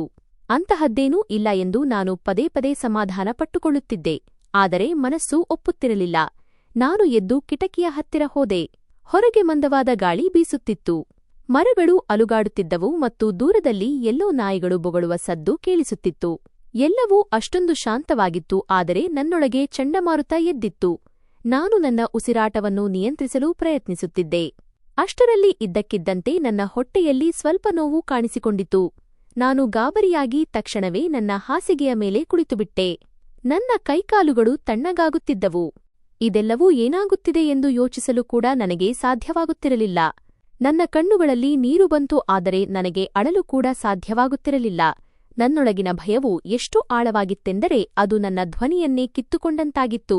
ನಾನು ಸುಮ್ಮನೆ ಕುಳಿತು ನನ್ನ ಹೃದಯದ ಬಡಿತವನ್ನು ಕೇಳಿಸಿಕೊಳ್ಳುತ್ತಿದ್ದೆ. ಸ್ವಲ್ಪ ಸಮಯದ ನಂತರ ನಾನು ನೀರು ಕುಡಿದು ನನ್ನನ್ನು ಶಾಂತಗೊಳಿಸಲು ಪ್ರಯತ್ನಿಸಿದೆ. ಆದರೆ ವಿಜಯ್ನ ಮುಖ ನನಗೇಕೆ ಇಷ್ಟೊಂದು ಪರಿಚಯವಿದ್ದಂತೆ ಅನ್ನಿಸುತ್ತಿದೆ ಎಂಬ ವಿಷಯದ ಮೇಲೆಯೇ ನನ್ನ ಮನಸ್ಸು ಪದೇ ಪದೇ ಹೋಗಿ ನಿಲ್ಲುತ್ತಿತ್ತು. ನಾನು ಅವನನ್ನು ಮೊದಲ ಬಾರಿಗೆ ನೋಡಿದ್ದೆ, ಆದರೂ ನಾನು ಅವನನ್ನು ಮೊದಲೇ ಬಲ್ಲೆಯೆಂದು ನನಗೇಕೆ ಅನ್ನಿಸುತ್ತಿತ್ತು? ನಾನು ಈ ಪ್ರಶ್ನೆಯಿಂದ ಎಷ್ಟು ದೂರ ಓಡಲು ಬಯಸುತ್ತಿದ್ದೆನೋ ಅಷ್ಟೇ ಅದು ನನ್ನ ಮುಂದೆ ಬರುತ್ತಿತ್ತು. ರಾತ್ರಿ ಬಹಳವಾಗಿತ್ತು, ಆದರೆ ನನ್ನ ಕಣ್ಣುಗಳಲ್ಲಿ ನಿದ್ದೆಯಿರಲಿಲ್ಲ. ನಾನು ಹಾಸಿಗೆಯ ಮೇಲೆ ಮಲಗಿದೆ, ಆದರೆ ಹೊರಳಾಡುತ್ತಿದ್ದೆ ಅಷ್ಟೇ. ನನ್ನ ಮನಸ್ಸಿನಲ್ಲಿ ಭಯವೂ ಇತ್ತು, ಗೊಂದಲವೂ ಇತ್ತು ಮತ್ತು ಯಾವುದೋ ಒಂದು ಸತ್ಯವು ನನ್ನ ಮುಂದೆ ಬರಲಿದೆ ಮತ್ತು ನಾನು ಅದರಿಂದ ತಪ್ಪಿಸಿಕೊಳ್ಳಲು ಸಾಧ್ಯವಿಲ್ಲ ಎಂಬ ವಿಚಿತ್ರವಾದ ಅನುಭವವೂ ಇತ್ತು. ನನಗೆ ನೆನಪಿಲ್ಲದಂತಹ ಯಾವುದಾದರೂ ವಿಷಯ ನಿಜವಾಗಿಯೂ ನಡೆದಿದ್ದರೆ ಏನಾಗಬಹುದು ಎಂದು ನಾನು ಯೋಚಿಸುತ್ತಿದ್ದೆ. ಅದನ್ನು ನಾನು ಸಹಿಸಿಕೊಳ್ಳಲು ಸಾಧ್ಯವೇ ಅಥವಾ ಇಲ್ಲವೇ? ಇದನ್ನು ಯೋಚಿಸಿದರೆ ನನ್ನ ಹೃದಯ ಕುಸಿಯುತ್ತಿತ್ತು. ನಾನು ಕಣ್ಣು ಮುಚ್ಚಿದರೂ ಅದೇ ಮುಖ ಕಣ್ಣ ಮುಂದೆ ಬರುತ್ತಿತ್ತು, ಅದೇ ಧ್ವನಿಗಳು ಕಿವಿಯಲ್ಲಿ ಮೊಳಗುತ್ತಿದ್ದವು ಮತ್ತು ನಾನು ಗಾಬರಿಯಾಗಿ ಮತ್ತೆ ಕಣ್ಣು ಬಿಡುತ್ತಿದ್ದೆ. ನಿಧಾನವಾಗಿ ರಾತ್ರಿ ಇನ್ನೂ ಗಾಢವಾಗುತ್ತಿತ್ತು ಮತ್ತು ನಾನು ಅದೇ ಕತ್ತಲಿನಲ್ಲಿ ನನ್ನ ಭಯದೊಂದಿಗೆ ಒಂಟಿಯಾಗಿ ಕುಳಿತಿದ್ದೆ. ನನಗೆ ಯಾರೊಂದಿಗಾದರೂ ಮಾತನಾಡಬೇಕು ಎನಿಸುತ್ತಿತ್ತು, ಆದರೆ ನಾನು ಯಾರಿಗೂ ಏನನ್ನೂ ಹೇಳಲು ಸಾಧ್ಯವಾಗುತ್ತಿರಲಿಲ್ಲ, ಏಕೆಂದರೆ ನಾನು ಏನನ್ನು ಅನುಭವಿಸುತ್ತಿದ್ದೇನೆ ಎಂಬುದು ನನಗೆ ಅರ್ಥವಾಗುತ್ತಿರಲಿಲ್ಲ. ಏನೂ ಸರಿಯಿಲ್ಲ ಮತ್ತು ಏನೇ ಇದ್ದರೂ ಅದು ಬಹಳ ದೊಡ್ಡ ವಿಷಯ ಎಂಬುದು ಮಾತ್ರ ನನಗೆ ತಿಳಿಯುತ್ತಿತ್ತು. ನಾನು ಪದೇ ಪದೇ ಎಲ್ಲವೂ ಸರಿಯಾಗುತ್ತದೆ ಎಂದು ನನ್ನ ಮನಸ್ಸಿಗೆ ಸಮಾಧಾನ ಹೇಳುತ್ತಿದ್ದೆ. ಆದರೆ ಒಳಗಿನಿಂದ ಒಂದು ಧ್ವನಿ ಕೇಳಿಬರುತ್ತಿತ್ತು, ಇನ್ನು ಮುಂದೆ ಏನೂ ಮೊದಲಿನಂತಿರಲು ಸಾಧ್ಯವಿಲ್ಲ ಎಂದು. ಇದೇ ಮಾತು ನನಗೆ ಅತಿ ಹೆಚ್ಚು ಭಯ ಹುಟ್ಟಿಸುತ್ತಿತ್ತು. ನಾನು ಮೆಲ್ಲನೆ ನನ್ನ ಹೊದಿಕೆಯೊಳಗೆ ಮುದುರಿಕೊಂಡೆ ಮತ್ತು ನನ್ನ ಕಣ್ಣೀರನ್ನು ತಡೆಯಲು ಪ್ರಯತ್ನಿಸಿದೆ, ಆದರೆ ಅವು ತನ್ನಷ್ಟಕ್ಕೆ ತಾನೇ ಹರಿಯುತ್ತಿದ್ದವು. ಆ ರಾತ್ರಿ ನಾನು ಒಂದು ಕ್ಷಣವೂ ನೆಮ್ಮದಿಯಿಂದ ಇರಲಿಲ್ಲ. ಪ್ರತಿಯೊಂದು ನಿಮಿಷವೂ ನನಗೆ ಬಹಳ ಭಾರವಾಗಿತ್ತು. ಪ್ರತಿಯೊಂದು ಆಲೋಚನೆಯೂ ನನ್ನನ್ನು ಮತ್ತಷ್ಟು ದುರ್ಬಲಗೊಳಿಸುತ್ತಿತ್ತು ಮತ್ತು ಯಾವುದಾದರೂ ರೀತಿಯಲ್ಲಿ ಬೆಳಗಾದರೆ ಸಾಕು ಎಂದು ನಾನು ಬಯಸುತ್ತಿದ್ದೆ. ಬಹುಶಃ ಆಗ ಈ ಕತ್ತಲೆಯ ಜೊತೆಗೆ ನನ್ನ ಈ ಭಯವೂ ಸ್ವಲ್ಪ ಕಡಿಮೆಯಾಗಬಹುದು ಎಂದು. ಆದರೆ ಆ ರಾತ್ರಿ ನನಗೆ ಒಂದು ಅರಿವು ಮೂಡಿಸಿತ್ತು. ಕೆಲವು ಭಯಗಳು ಎಂತಹವು ಎಂದರೆ ಅವು ಬೆಳಕಿನಲ್ಲೂ ಕೊನೆಯಾಗುವುದಿಲ್ಲ ಮತ್ತು ಬಹುಶಃ ನನ್ನ ಭಯವೂ ಈಗ ಅಂತಹದ್ದೇ ಆಗಿರಬಹುದು. ಅದು ಪ್ರತಿಕ್ಷಣವೂ ನನ್ನ ಜೊತೆಗಿರುತ್ತದೆ. ಹಗಲಿರಲಿ ಅಥವಾ ರಾತ್ರಿಯಿರಲಿ ನಾನು ಅಂತಹ ಒಂದು ಸತ್ಯದ ಹತ್ತಿರ ಹೋಗುತ್ತಿದ್ದೆ. ಅದನ್ನು ಕಂಡು ನನಗೆ ಹೆದರಿಕೆಯಾಗುತ್ತಿತ್ತು. ಆದರೆ ಈಗ ಹಿಂದೆ ಸರಿಯುವುದು ನನ್ನ ಕೈಯಲ್ಲಿರಲಿಲ್ಲ ಮತ್ತು ಇದನ್ನೇ ಯೋಚಿಸುತ್ತಾ ನನ್ನ ಕಣ್ಣುಗಳು ನಿಧಾನವಾಗಿ ಮುಚ್ಚಿದವು. ಆದರೆ ನಿದ್ರೆ ಮಾತ್ರ ಪೂರ್ತಿಯಾಗಿ ಬರಲಿಲ್ಲ, ಏಕೆಂದರೆ ನನ್ನೊಳಗಿನ ಭಯ ಇನ್ನೂ ಎಚ್ಚರವಾಗಿತ್ತು ಮತ್ತು ಬಹುಶಃ ಅದು ಈಗ ಅಷ್ಟು ಸುಲಭವಾಗಿ ನನಗೆ ನೆಮ್ಮದಿಯಿಂದಿರಲು ಬಿಡುವುದಿಲ್ಲ ಎಂದು ನನಗನ್ನಿಸಿತು. ಕಳೆದ ಕೆಲವು ದಿನಗಳಿಂದ ನನ್ನ ಆರೋಗ್ಯ ಸರಿಯಿರಲಿಲ್ಲ. ನನಗೆ ಪದೇ ಪದೇ ವಾಂತಿಯಾಗುತ್ತಿತ್ತು. ದೇಹ ಬಹಳ ದುರ್ಬಲವಾಗಿತ್ತು ಮತ್ತು ಅಂದು ಪರಿಸ್ಥಿತಿ ಇನ್ನೂ ಹದಗೆಟ್ಟಿತ್ತು. ನನಗೆ ತಲೆಸುತ್ತು ಬರುತ್ತಿತ್ತು ಮತ್ತು ನನಗೆ ಸರಿಯಾಗಿ ನಿಲ್ಲಲು ಕೂಡ ಸಾಧ್ಯವಾಗುತ್ತಿರಲಿಲ್ಲ. ನಾನು ನನ್ನ ಕೋಣೆಯಲ್ಲಿದ್ದೆ ಮತ್ತು ಎದ್ದು ನೀರು ಕುಡಿಯಲು ಪ್ರಯತ್ನಿಸುತ್ತಿದ್ದೆ. ಅಷ್ಟರಲ್ಲಿ ಇದ್ದಕ್ಕಿದ್ದಂತೆ ನನ್ನ ಕಣ್ಣ ಮುಂದೆ ಕತ್ತಲು ಆವರಿಸಿತು ಮತ್ತು ನಾನು ನೆಲದ ಮೇಲೆ ಬಿದ್ದೆ. ಅದರ ನಂತರ ಏನಾಯಿತು ಎಂದು ನನಗೆ ಏನೂ ನೆನಪಿಲ್ಲ. ನಾನು ಕಣ್ಣು ಬಿಟ್ಟಾಗ ಜನರು ನನ್ನನ್ನು ಸುತ್ತುವರಿದಿರುವುದನ್ನು ಕಂಡೆ. ಆಶ್ರಮದ ಕೆಲವು ಮಹಿಳೆಯರು ನನ್ನ ಬಳಿ ನಿಂತಿದ್ದರು. ಯಾರೋ ನನ್ನ ಹೆಸರನ್ನು ಹಿಡಿದು ಕರೆಯುತ್ತಿದ್ದರು. ಇನ್ಯಾರೋ ನನ್ನನ್ನು ಎಬ್ಬಿಸಲು ಪ್ರಯತ್ನಿಸುತ್ತಿದ್ದರು. ಅಷ್ಟರಲ್ಲಿ ಯಾರೋ ಸುನೈನಾ ಮೇಡಂ ಅವರನ್ನು ಕರೆದರು. ಅವರು ತಕ್ಷಣ ಓಡಿಬಂದು ನನ್ನ ಹಣೆ ಮುಟ್ಟಿ ನೋಡಿದರು. ನಾನು ತೀವ್ರ ಜ್ವರದಿಂದ ಸುಡುತ್ತಿದ್ದೆ. ಅವರು ಕೂಡಲೇ ಇವಳನ್ನು ಆಸ್ಪತ್ರೆಗೆ ಕರೆದೊಯ್ಯಬೇಕು ಎಂದು ಎಲ್ಲರಿಗೂ ಹೇಳಿದರು. ನನ್ನ ಸ್ಥಿತಿ ಕಂಡು ಅವರು ಕೂಡ ಗಾಬರಿಯಾಗಿದ್ದರು. ನನ್ನನ್ನು ಹಿಡಿದು ಎಬ್ಬಿಸಲಾಯಿತು ಮತ್ತು ತಕ್ಷಣ ಕಾರಿನಲ್ಲಿ ಕುಳ್ಳಿರಿಸಿ ಆಸ್ಪತ್ರೆಗೆ ಕರೆದೊಯ್ಯಲಾಯಿತು. ದಾರಿಯುದ್ದಕ್ಕೂ ನನ್ನ ತಲೆ ಭಾರವಾಗಿತ್ತು ಮತ್ತು ನನಗೆ ಏನೂ ತಿಳಿಯುತ್ತಿರಲಿಲ್ಲ. ನಾನು ಅರ್ಧಪ್ರಜ್ಞಾಹೀನ ಸ್ಥಿತಿಯಲ್ಲಿದ್ದೆ. ಆಸ್ಪತ್ರೆಗೆ ತಲುಪಿದ ಕೂಡಲೇ ವೈದ್ಯರು ನನ್ನನ್ನು ಒಳಕ್ಕೆ ಕರೆದೊಯ್ದರು. ನನ್ನನ್ನು ಬೆಡ್ ಮೇಲೆ ಮಲಗಿಸಿ ತಕ್ಷಣ ಕೆಲವು ತಪಾಸಣೆಗಳು ಶುರುವಾದವು. ವೈದ್ಯರು ನನಗೆ ಡ್ರಿಪ್ ಹಚ್ಚಿದರು, ಇಂಜೆಕ್ಷನ್ ನೀಡಿದರು ಮತ್ತು ಸ್ವಲ್ಪ ಸಮಯದ ನಂತರ ನಿಧಾನವಾಗಿ ನನಗೆ ಪ್ರಜ್ಞೆ ಬರತೊಡಗಿತು. ಕಣ್ಣು ಬಿಟ್ಟಾಗ ಬಿಳಿ ಗೋಡೆಗಳನ್ನು ಮತ್ತು ಹತ್ತಿರ ನಿಂತಿದ್ದ ದಾದಿಯನ್ನು, ನರ್ಸ್ ಕಂಡೆ. ನಾನು ಆಸ್ಪತ್ರೆಯಲ್ಲಿದ್ದೇನೆ ಎಂಬುದು ನನಗೆ ಅರ್ಥವಾಯಿತು. ವೈದ್ಯರು ನನ್ನ ಬಳಿ ಬಂದು ಕೆಲವು ಪ್ರಶ್ನೆಗಳನ್ನು ಕೇಳತೊಡಗಿದರು. ಆದರೆ ಅವರ ಪ್ರಶ್ನೆಗಳಿಗೆ ನನ್ನ ಬಳಿ ಯಾವುದೇ ಉತ್ತರವಿರಲಿಲ್ಲ. ನನ್ನೊಂದಿಗೆ ಏನಾಗುತ್ತಿದೆ ಎಂದು ನನಗೆ ತಿಳಿದಿರಲಿಲ್ಲ. ಅವರು ಕೆಲವು ಟೆಸ್ಟ್ಗಳನ್ನು ಮಾಡಿಸಿ ನನ್ನನ್ನು ಅಲ್ಲೇ ಇರಲು ಹೇಳಿದರು. ನಾನು ಮೌನವಾಗಿ ಮಲಗಿದ್ದೆ. ನನ್ನ ಹೃದಯ ಬಹಳ ಗಾಬರಿಯಾಗುತ್ತಿತ್ತು. ಸ್ವಲ್ಪ ಸಮಯದ ನಂತರ ರಿಪೋರ್ಟ್ಸ್ ಬಂದವು ಮತ್ತು ವೈದ್ಯರು ಅವುಗಳನ್ನು ನೋಡಿ ಒಂದು ಕ್ಷಣ ಸ್ತಬ್ಧರಾಗಿಬಿಟ್ಟರು. ಅವರ ಮುಖದಲ್ಲಿ ಆಶ್ಚರ್ಯ ಎದ್ದು ಕಾಣುತ್ತಿತ್ತು. ಅವರು ನನ್ನನ್ನು ನೋಡಿ ಮೆಲ್ಲನೆ ಕೇಳಿದರು, ನೀನು ಬಹಳ ಸಮಯದಿಂದ ಇಲ್ಲಿ ಚಿಕಿತ್ಸೆ ಪಡೆಯುತ್ತಿದ್ದೀಯಾ? ಆದರೆ ಇದೆಲ್ಲ ಏನು? ನೀನು ಗರ್ಭಿಣಿಯಾಗಿದ್ದೀಯಾ? ಇದು ಹೇಗೆ ಸಾಧ್ಯ? ಅವರ ಈ ಮಾತು ಕೇಳಿ ನನ್ನ ಪಾದಗಳ ಕೆಳಗಿನ ಭೂಮಿಯೇ ಕುಸಿದಂತಾಯಿತು. ನನ್ನ ಹೃದಯ ಜೋರಾಗಿ ಬಡಿಯತೊಡಗಿತು. ತಲೆ ಸುತ್ತತೊಡಗಿತು ಮತ್ತು ಕಣ್ಣುಗಳಿಂದ ನೀರು ಹರಿಯತೊಡಗಿತು. ಇದೆಲ್ಲ ಹೇಗೆ ಸಾಧ್ಯ ಎಂದು ನನಗೆ ಅರ್ಥವಾಗುತ್ತಿರಲಿಲ್ಲ. ಆದರೆ ಒಳಗಿನಿಂದ ಎಲ್ಲೋ ಒಂದು ಕಡೆ ನನಗೆ ಭಯವಿತ್ತು. ಅಂದು ಆ ರಾತ್ರಿ ನಡೆದ ಘಟನೆಯೇ ಇದಕ್ಕೆ ಕಾರಣ ಎಂದು. ಆ ರಾತ್ರಿ ಯಾವುದನ್ನು ನಾನು ಮರೆಯಲು ಬಯಸಿದ್ದೆನೋ, ಆದರೆ ಮರೆಯಲು ಸಾಧ್ಯವಾಗುತ್ತಿಲ್ಲವೋ ಅದು. ವೈದ್ಯರು ಈ ವಿಷಯವನ್ನು ಸುನೈನಾ ಮ್ಯಾಡಂಗೆ ತಿಳಿಸಿದಾಗ ಅವರು ಕೂಡ ಆಶ್ಚರ್ಯಚಕಿತರಾದರು. ಅವರು ನನ್ನನ್ನು ಒಂದು ರೀತಿ ನಂಬಿಕೆಯಿಲ್ಲದ ನೋಟದಿಂದ ನೋಡಿದರು. ಅವರು ನನ್ನನ್ನು ಪ್ರಶ್ನಿಸಿದರು ಮತ್ತು ಅವರ ಪ್ರಶ್ನೆಗಳಲ್ಲಿ ಅನುಮಾನ ಎದ್ದು ಕಾಣುತ್ತಿತ್ತು. ಅವರು ಹೇಳಿದರು, ನಿನ್ನ ಪತಿ ನಿನ್ನನ್ನು ಕೈಬಿಟ್ಟಿದ್ದು ನೀನು ತಾಯಿಯಾಗಲು ಸಾಧ್ಯವಿಲ್ಲ ಎಂಬ ಕಾರಣಕ್ಕೆ. ಆದರೆ ಈಗ ಇದೆಲ್ಲ ಏನು? ನೀನು ಇದನ್ನು ಹೇಗೆ ಮಾಡಿದೆ? ಅವರ ಮಾತು ಕೇಳಿ ನಾನು ಮತ್ತಷ್ಟು ಕುಸಿದು ಹೋದೆ. ನಾನು ಅಳುತ್ತಾ ಅವರಿಗೆ ಹೇಳಿದೆ, ನಾನು ನಿರಪರಾಧಿ, ನಾನು ಏನೂ ಮಾಡಿಲ್ಲ, ನನ್ನ ಮೇಲೆ ದೌರ್ಜನ್ಯ ನಡೆದಿತ್ತು. ನಾನು ಕಿರುಚಾಡಿ ಎಲ್ಲವನ್ನೂ ಹೇಳಲು ಬಯಸುತ್ತಿದ್ದೆ. ಆದರೆ ನನ್ನ ಧ್ವನಿ ಯಾರಿಗೂ ತಲುಪುತ್ತಿರಲಿಲ್ಲ. ಯಾರೂ ಕೂಡ ನನ್ನ ಮಾತನ್ನು ನಂಬಲಿಲ್ಲ. ಆಶ್ರಮದ ಮಹಿಳೆಯರು ಕೂಡ ನನ್ನನ್ನು ಕೆಟ್ಟದಾಗಿ ನೋಡತೊಡಗಿದರು. ನನ್ನ ಬಗ್ಗೆ ಆಡಿಕೊಳ್ಳತೊಡಗಿದರು. ಯಾರೋ ಹೀಯಾಳಿಸುತ್ತಿದ್ದರು, ಇನ್ಯಾರೋ ನನ್ನನ್ನು ತಪ್ಪುಗಾರ್ತಿ ಎನ್ನುತ್ತಿದ್ದರು. ನಾನು ಎಲ್ಲವನ್ನೂ ಕೇಳಿಸಿಕೊಳ್ಳುತ್ತಿದ್ದೆ ಮತ್ತು ಪ್ರತಿಯೊಂದು ಪದವೂ ನನ್ನ ಹೃದಯವನ್ನು ಸೀಳುತ್ತಿತ್ತು. ನನ್ನ ಇಡೀ ಪ್ರಪಂಚವೇ ಕೊನೆಯಾಯಿತು ಎಂದು ನನಗನ್ನಿಸಿತು. ನಾನು ಎಷ್ಟು ನೊಂದಿದ್ದೆ ಎಂದರೆ, ನಾನು ಸತ್ತು ಹೋದರೆ ಸಾಕು ಎಂಬ ಆಲೋಚನೆ ಪದೇ ಪದೇ ನನ್ನ ಮನಸ್ಸಿಗೆ ಬರುತ್ತಿತ್ತು. ಏಕೆಂದರೆ ಅಲ್ಲಿ ನನ್ನ ಮಾತನ್ನು ಅರ್ಥಮಾಡಿಕೊಳ್ಳುವ ಅಥವಾ ನನ್ನನ್ನು ನಂಬುವವರು ಯಾರೂ ಇರಲಿಲ್ಲ. ನಾನು ಅತ್ತು ಹೈರಾಣಾಗಿದ್ದೆ. ನನ್ನ ಉಸಿರಾಟ ಭಾರವಾಗುತ್ತಿತ್ತು ಮತ್ತು ಹೃದಯದಲ್ಲಿ ಕೇವಲ ನೋವು ಮಾತ್ರ ತುಂಬಿತ್ತು. ಅಷ್ಟರಲ್ಲಿ ವೈದ್ಯರು ಎಲ್ಲರಿಗೂ ತಿಳಿ ಹೇಳಿದರು, ಈ ಸಮಯದಲ್ಲಿ ನನಗೆ ಶಾಂತಿಯ ಅಗತ್ಯವಿದೆ ಮತ್ತು ಇಂತಹ ವಾತಾವರಣವು ನನಗೆ ಸರಿಯಲ್ಲ ಎಂದು. ಅವರು ಎಲ್ಲರಿಗೂ ಶಾಂತವಾಗಿರಲು ಹೇಳಿದರು ಮತ್ತು ಸುನೈನಾ ಮ್ಯಾಡಂ ಅವರಿಗೆ ನನ್ನನ್ನು ಮರಳಿ ಆಶ್ರಮಕ್ಕೆ ಕರೆದೊಯ್ಯಲು ಹಾಗೂ ಈಗ ನನಗೆ ವಿಶ್ರಾಂತಿ ಪಡೆಯಲು ಬಿಡಬೇಕು ಎಂದು ಹೇಳಿದರು. ಅವರ ಮಾತಿನಂತೆ ಎಲ್ಲರೂ ಸ್ವಲ್ಪ ಶಾಂತರಾದರು ಮತ್ತು ನಂತರ ನನ್ನನ್ನು ಮರಳಿ ಆಶ್ರಮಕ್ಕೆ ಕರೆತರಲಾಯಿತು. ಆದರೆ ಈಗ ಎಲ್ಲವೂ ಬದಲಾಗಿತ್ತು. ಮೊದಲು ನನಗೆ ಸ್ವಲ್ಪ ಸಮಾಧಾನ ಸಿಗುತ್ತಿದ್ದ ಅದೇ ಜಾಗದಲ್ಲಿ ಈಗ ಪ್ರತಿಯೊಂದು ನೋಟದಲ್ಲೂ ಪ್ರಶ್ನೆಗಳಿದ್ದವು. ಪ್ರತಿಯೊಂದು ಮುಖದಲ್ಲೂ ಅನುಮಾನವಿತ್ತು. ಜನರು ನನ್ನಿಂದ ದೂರವಿರಲು ಶುರುಮಾಡಿದ್ದರು. ಯಾರೂ ನನ್ನೊಂದಿಗೆ ಸರಿಯಾಗಿ ಮಾತನಾಡುತ್ತಿರಲಿಲ್ಲ ಮತ್ತು ಮಾತನಾಡುವವರು ಕೂಡ ವಿಚಿತ್ರವಾದ ದೃಷ್ಟಿಯಿಂದ ನನ್ನನ್ನು ನೋಡುತ್ತಿದ್ದರು. ನಾನು ಪ್ರತಿಕ್ಷಣವೂ ನನ್ನನ್ನು ಏಕಾಂಗಿ ಎಂದು ಭಾವಿಸತೊಡಗಿದೆ. ಸುನೈನಾ ಮ್ಯಾಡಂ ಕೂಡ ಈಗ ಮೊದಲಿನಂತಿರಲಿಲ್ಲ. ಅವರ ವರ್ತನೆಯಲ್ಲಿ ಕೂಡ ಒಂದು ರೀತಿಯ ತಣ್ಣನೆಯ ಭಾವ ಬಂದಿತ್ತು ಮತ್ತು ಇದೆಲ್ಲವನ್ನು ನೋಡಿ ನನ್ನ ಹೃದಯ ಮತ್ತಷ್ಟು ಒಡೆಯತೊಡಗಿತು. ಅಸಲಿಗೆ ನನ್ನ ತಪ್ಪಾದರೂ ಏನು ಮತ್ತು ನಾನು ಮಾತ್ರ ಏಕೆ ಇದೆಲ್ಲವನ್ನೂ ಎದುರಿಸಬೇಕಾಗಿದೆ ಎಂಬುದು ನನಗೆ ಅರ್ಥವಾಗುತ್ತಿರಲಿಲ್ಲ. ಆದರೆ ಈಗ ನನ್ನ ಬಳಿ ಬೇರೆ ದಾರಿಯಿರಲಿಲ್ಲ. ನಾನು ಅದೇ ವಾತಾವರಣದಲ್ಲೇ ಇರಬೇಕಾಗಿತ್ತು. ನನ್ನನ್ನು ಅರ್ಥಮಾಡಿಕೊಳ್ಳುವ ಬದಲಾಗಿ ನನ್ನನ್ನು ಟೀಕಿಸುತ್ತಿದ್ದ ಅದೇ ಜನರ ನಡುವೆಯೇ ಇರಬೇಕಾಗಿತ್ತು. ಮತ್ತು ಪ್ರತಿದಿನವೂ ನನಗೆ ಮೊದಲಿನಿಗಿಂತ ಹೆಚ್ಚು ಭಾರವೆನಿಸುತ್ತಿತ್ತು. ನಾನು ನಿಧಾನವಾಗಿ ನನ್ನ ಒಳಗೆ ಕರಗಿ ಹೋಗುತ್ತಿದ್ದೇನೆ ಮತ್ತು ನನ್ನನ್ನು ಹಿಡಿದು ಸಂಭಾಳಿಸುವವರು ಯಾರೂ ಇರಲಿಲ್ಲ ಎನಿಸುತ್ತಿತ್ತು.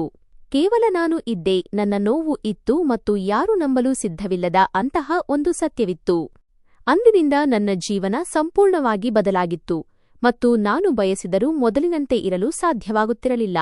ನಾನು ಪ್ರತಿಕ್ಷಣವೂ ಒಂದು ವಿಚಿತ್ರವಾದ ನಾಚಿಕೆ ಮತ್ತು ಭಯದ ನಡುವೆ ಬದುಕುತ್ತಿದ್ದೆ. ಯಾರೋ ನನ್ನನ್ನು ಪ್ರತಿಕ್ಷಣವೂ ಗಮನಿಸುತ್ತಿದ್ದಾರೆ ಮತ್ತು ನನ್ನನ್ನು ಟೀಕಿಸುತ್ತಿದ್ದಾರೆ ಎನಿಸುತ್ತಿತ್ತು. ಹೊರಗಿನಿಂದ ನಾನು ನನ್ನನ್ನು ಸಂಭಾಳಿಸಿಕೊಳ್ಳಲು ಪ್ರಯತ್ನಿಸುತ್ತಿದ್ದೆ. ಆದರೆ ಒಳಗಿನಿಂದ ಒಂದು ಬಹಳ ಭಾರವಾದ ಹೊರೆ ನನ್ನನ್ನು ಪ್ರತಿಕ್ಷಣವೂ ಹತ್ತಿಕ್ಕುತ್ತಿತ್ತು. ಹಿಂದೆ ನನ್ನ ಜೊತೆ ಕುಳಿತು ನಗುತ್ತಿದ್ದ ಆಶ್ರಮದ ಮಹಿಳೆಯರು ಈಗ ಮೊದಲಿನಂತಿರಲಿಲ್ಲ. ಈಗ ಅವರೇ ನನ್ನನ್ನು ಕಂಡು ಮುಖ ತಿರುಗಿಸಿಕೊಳ್ಳುತ್ತಿದ್ದರು ಮತ್ತು ನಾನು ಅವರ ಹತ್ತಿರದಿಂದ ಹಾದು ಹೋದಾಗ ಅವರು ಮೆಲ್ಲನೆ ಮಾತನಾಡತೊಡಗುತ್ತಿದ್ದರು. ಆದರೆ ಆ ಮಾತುಗಳು ನನಗೆ ಕೇಳಿಸದಷ್ಟು ಮೆಲ್ಲಗೆ ಇರುತ್ತಿರಲಿಲ್ಲ. ಅವರು ಹೀಯಾಳಿಸುತ್ತಿದ್ದರು. ನೋಡಿ, ಇವಳು ಎಂತಹ ಸಾಚ ಎಂಬಂತೆ ನಟಿಸುತ್ತಿದ್ದಳು ಮತ್ತು ಈಗ ಇವಳ ಹೊಟ್ಟೆಯಲ್ಲಿ ಮಗುವಿದೆ ಎಂದು ಹೇಳುತ್ತಿದ್ದರು. ಇಂತಹವರೇ ಆಶ್ರಮದ ಹೆಸರನ್ನು ಹಾಳು ಮಾಡುತ್ತಾರೆ ಎಂದು ಕೆಲವರು ಹೇಳುತ್ತಿದ್ದರೆ, ಇನ್ನು ಕೆಲವರು ಇವಳನ್ನು ಇಲ್ಲಿಂದ ಹೊರಹಾಕಬೇಕು ಎನ್ನುತ್ತಿದ್ದರು. ಅವರ ಪ್ರತಿಯೊಂದು ಮಾತು ನನ್ನ ಹೃದಯಕ್ಕೆ ಚುಚ್ಚಿದಂತೆ ಆಗುತ್ತಿತ್ತು.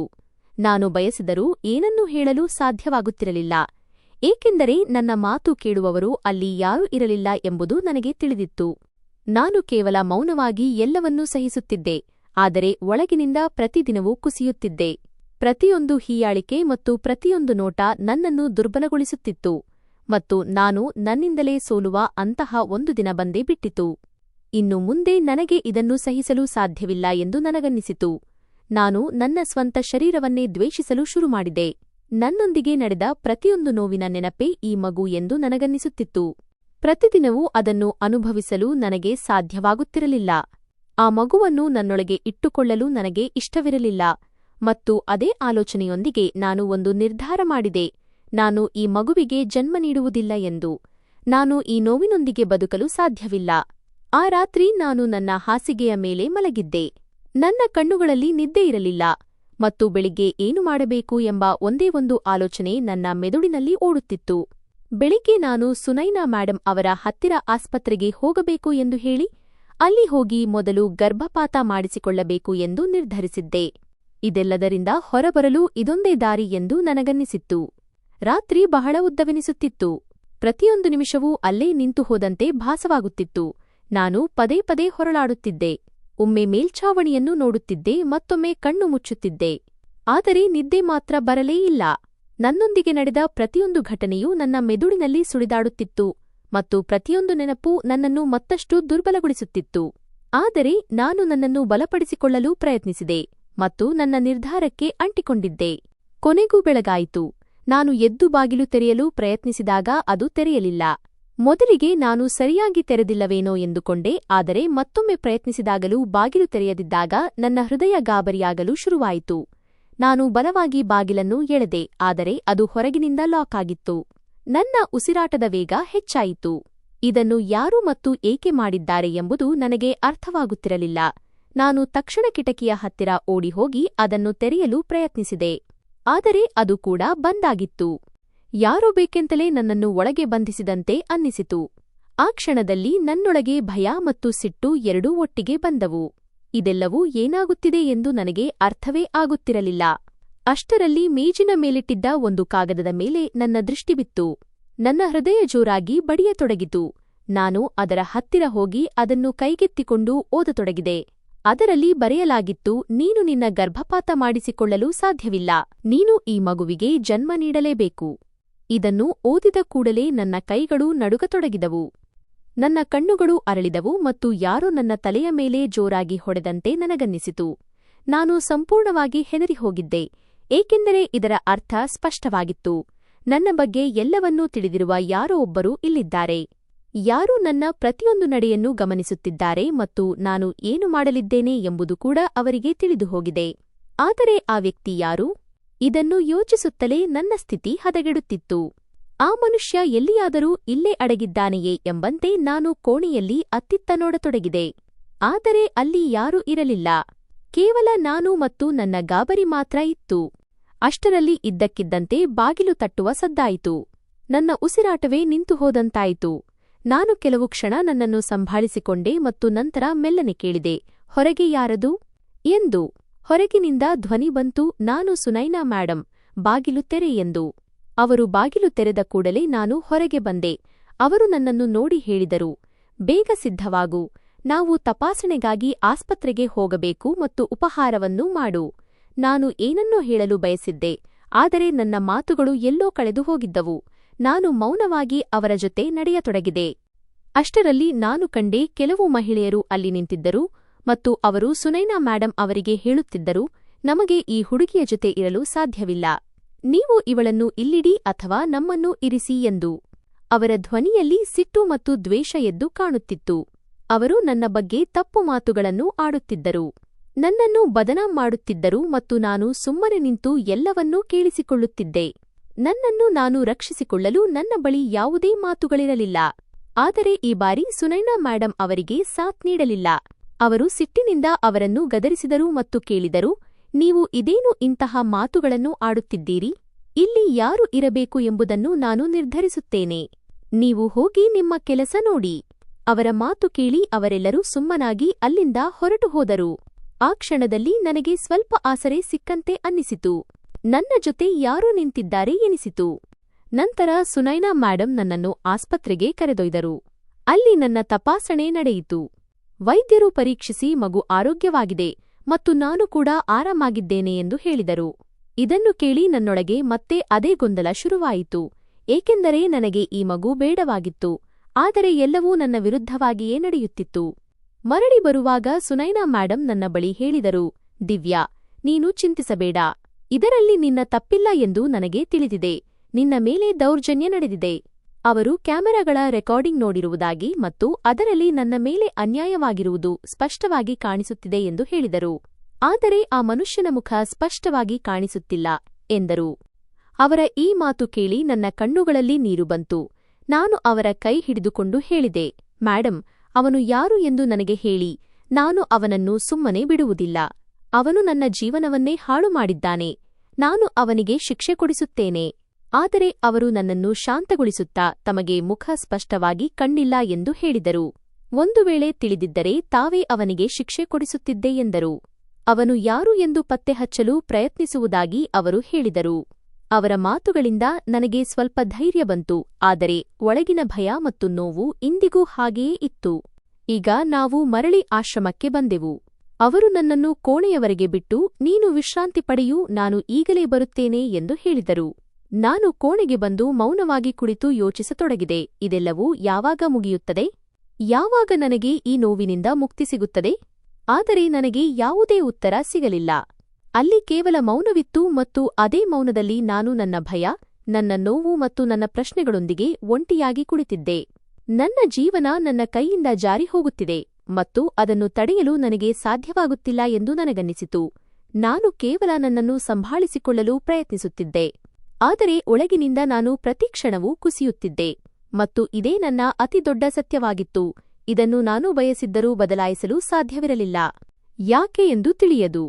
ಆದರೆ ಯಾವಾಗಲೂ ನಾನು ಸುನೈನಾ ಮೇಡಂ ಅವರ ಮಾತುಗಳ ಬಗ್ಗೆ ಯೋಚಿಸಿದಾಗ ನನ್ನ ಹೃದಯದಲ್ಲಿ ಒಂದು ವಿಚಿತ್ರ ಅನುಭವವಾಗುತ್ತಿತ್ತು. ಅವರು ನನ್ನಿಂದ ಏನನ್ನೋ ಮುಚ್ಚಿಡುತ್ತಿದ್ದಾರೆ ಎನಿಸುತ್ತಿತ್ತು. ನನ್ನೊಂದಿಗೆ ಏನಾಗಿದೆ ಮತ್ತು ಅದನ್ನು ಯಾರು ಮಾಡಿದ್ದಾರೆ ಎಂಬುದು ಅವರಿಗೆ ತಿಳಿದಿರುವಂತಿದೆ. ಆದರೂ ಅವರು ನನಗೆ ಸತ್ಯ ಹೇಳಲು ಬಯಸುತ್ತಿಲ್ಲ. ನಾನು ಎಷ್ಟೋ ಬಾರಿ ಅವರ ಕಣ್ಣುಗಳಲ್ಲಿ ನೋಡಿದಾಗ ಅಲ್ಲಿ ಯಾವುದೋ ಗುಟ್ಟು ಅಡಗಿದೆ ಎನಿಸುತ್ತಿತ್ತು. ಆದರೆ ನನಗೆ ಏನೂ ಅರ್ಥವಾಗುತ್ತಿರಲಿಲ್ಲ. ಮತ್ತು ಮರುದಿನವೇ ಆಶ್ರಮದಲ್ಲಿ ಒಂದು ಸುದ್ದಿ ಹರಡಿತು. ಅದು ಎಲ್ಲರನ್ನೂ ಬೆಚ್ಚಿಬೀಳಿಸಿತು. ಸುನೈನಾ ಮೇಡಂ ಅವರ ಮಗನಿಗೆ ಅಪಘಾತವಾಗಿದೆ ಮತ್ತು ಆ ಅಪಘಾತದಲ್ಲಿ ಅವನ ಒಂದು ಕಾಲನ್ನು ಕತ್ತರಿಸಬೇಕಾಗಿ ಬಂದಿದೆ ಎಂದು ಎಲ್ಲರೂ ಮಾತನಾಡಿಕೊಳ್ಳುತ್ತಿದ್ದರು. ಅವನು ಈಗ ಅಂಗವಿಕಲನಾಗಿದ್ದಾನೆ. ಇದನ್ನು ಕೇಳಿ ನಾನು ಕೆಲವು ಕ್ಷಣಗಳವರೆಗೆ ಮೌನವಾಗಿ ಬಿಟ್ಟೆ. ಹೀಗೂ ಆಗಬಹುದು ಎಂದು ನನಗೆ ನಂಬಲು ಸಾಧ್ಯವಾಗುತ್ತಿರಲಿಲ್ಲ. ಕೆಲವು ಮಹಿಳೆಯರು ಮಾತನಾಡಿಕೊಳ್ಳುತ್ತಿದ್ದರು ಮತ್ತು ನಾನು ಅವರ ಪಕ್ಕದಿಂದ ಹಾದು ಹೋಗುವಾಗ ಅವರ ಮಾತುಗಳನ್ನು ಕೇಳಿಸಿಕೊಳ್ಳತೊಡಗಿದೆ. ಅವರು ಹೇಳುತ್ತಿದ್ದರು, ವಿಜಯ್ ಮೊದಲಿನಿಂದಲೂ ಕೆಟ್ಟ ಹುಡುಗನಾಗಿದ್ದ. ಗೆಳೆಯರೊಂದಿಗೆ ಸುತ್ತುವುದು, ಪಾರ್ಟಿ ಮಾಡುವುದು ಇದನ್ನೇ ಮಾಡುತ್ತಿದ್ದ ಮತ್ತು ಅಂದು ಕೂಡ ಗೆಳೆಯರೊಂದಿಗೆ ಪಾರ್ಟಿ ಮುಗಿಸಿ ಬರುತ್ತಿದ್ದ. ಅಷ್ಟರಲ್ಲಿ ದಾರಿಯಲ್ಲಿ ಅವನ ಕಾರು ಅಪಘಾತಕ್ಕೀಡಾಯಿತು ಮತ್ತು ಅವನ ಸ್ಥಿತಿ ಎಷ್ಟು ಹದಗೆಟ್ಟಿತು ಎಂದರೆ ಅವನ ಪ್ರಾಣ ಉಳಿಸಲು ವೈದ್ಯರು ಅವನ ಕಾಲನ್ನು ಕತ್ತರಿಸಬೇಕಾಯಿತು. ಇದೆಲ್ಲವನ್ನೂ ಕೇಳಿದರೂ ನನ್ನ ಮನಸ್ಸಿನಲ್ಲಿ ಅವನ ಬಗ್ಗೆ ಯಾವುದೇ ವಿಶೇಷ ಭಾವನೆ ಮೂಡಲಿಲ್ಲ. ಆದರೆ ಸುನೈನಾ ಮೇಡಂ ಅವರಿಗಾಗಿ ನನಗೆ ತುಂಬಾ ಬೇಸರವಾಗುತ್ತಿತ್ತು. ಏಕೆಂದರೆ ಅವರು ಬಹಳ ಒಳ್ಳೆಯ ಮಹಿಳೆಯಾಗಿದ್ದರು ಮತ್ತು ಅವರ ಜೀವನದಲ್ಲಿ ಇಷ್ಟು ದೊಡ್ಡ ದುಃಖ ಸಂಭವಿಸಿತ್ತು. ಅವರು ಹೆಚ್ಚಿನ ಸಮಯವನ್ನು ಆಸ್ಪತ್ರೆಯಲ್ಲೇ ಕಳೆಯತೊಡಗಿದರು ಮತ್ತು ಆಶ್ರಮಕ್ಕೆ ಬರುವುದು ಬಹಳ ಕಡಿಮೆಯಾಗಿತ್ತು. ಬಂದಾಗಲೆಲ್ಲ ಅವರ ಮುಖದಲ್ಲಿ ಮೊದಲಿನಂತೆ ಆ ಕಳೆ ಇರುತ್ತಿರಲಿಲ್ಲ. ಅವರು ಸುಸ್ತಾದಂತೆ ಮತ್ತು ಒಳಗಿನಿಂದ ಕುಸಿದು ಹೋದಂತೆ ಕಾಣುತ್ತಿದ್ದರು. ಅವರ ಕಣ್ಣುಗಳಲ್ಲಿ ಯಾವಾಗಲೂ ಒಂದು ಆಳವಾದ ನೋವು ತುಂಬಿರುತ್ತಿತ್ತು.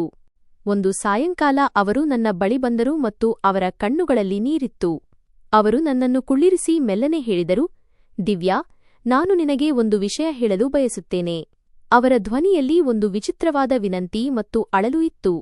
ಅವರು ಹೇಳಿದರು, ನೀನು ನನ್ನ ಮಗನನ್ನು ಮದುವೆಯಾಗಬೇಕೆಂದು ನಾನು ಬಯಸುತ್ತೇನೆ. ನೀನು ಬಹಳ ಒಳ್ಳೆಯವಳು, ವಿವೇಕವಂತೆ ಮತ್ತು ನೀನೊಬ್ಬಳೇ ಅವನನ್ನು ಸಂಭಾಳಿಸಬಲ್ಲೆ ಎಂದು ನನಗನ್ನಿಸುತ್ತದೆ.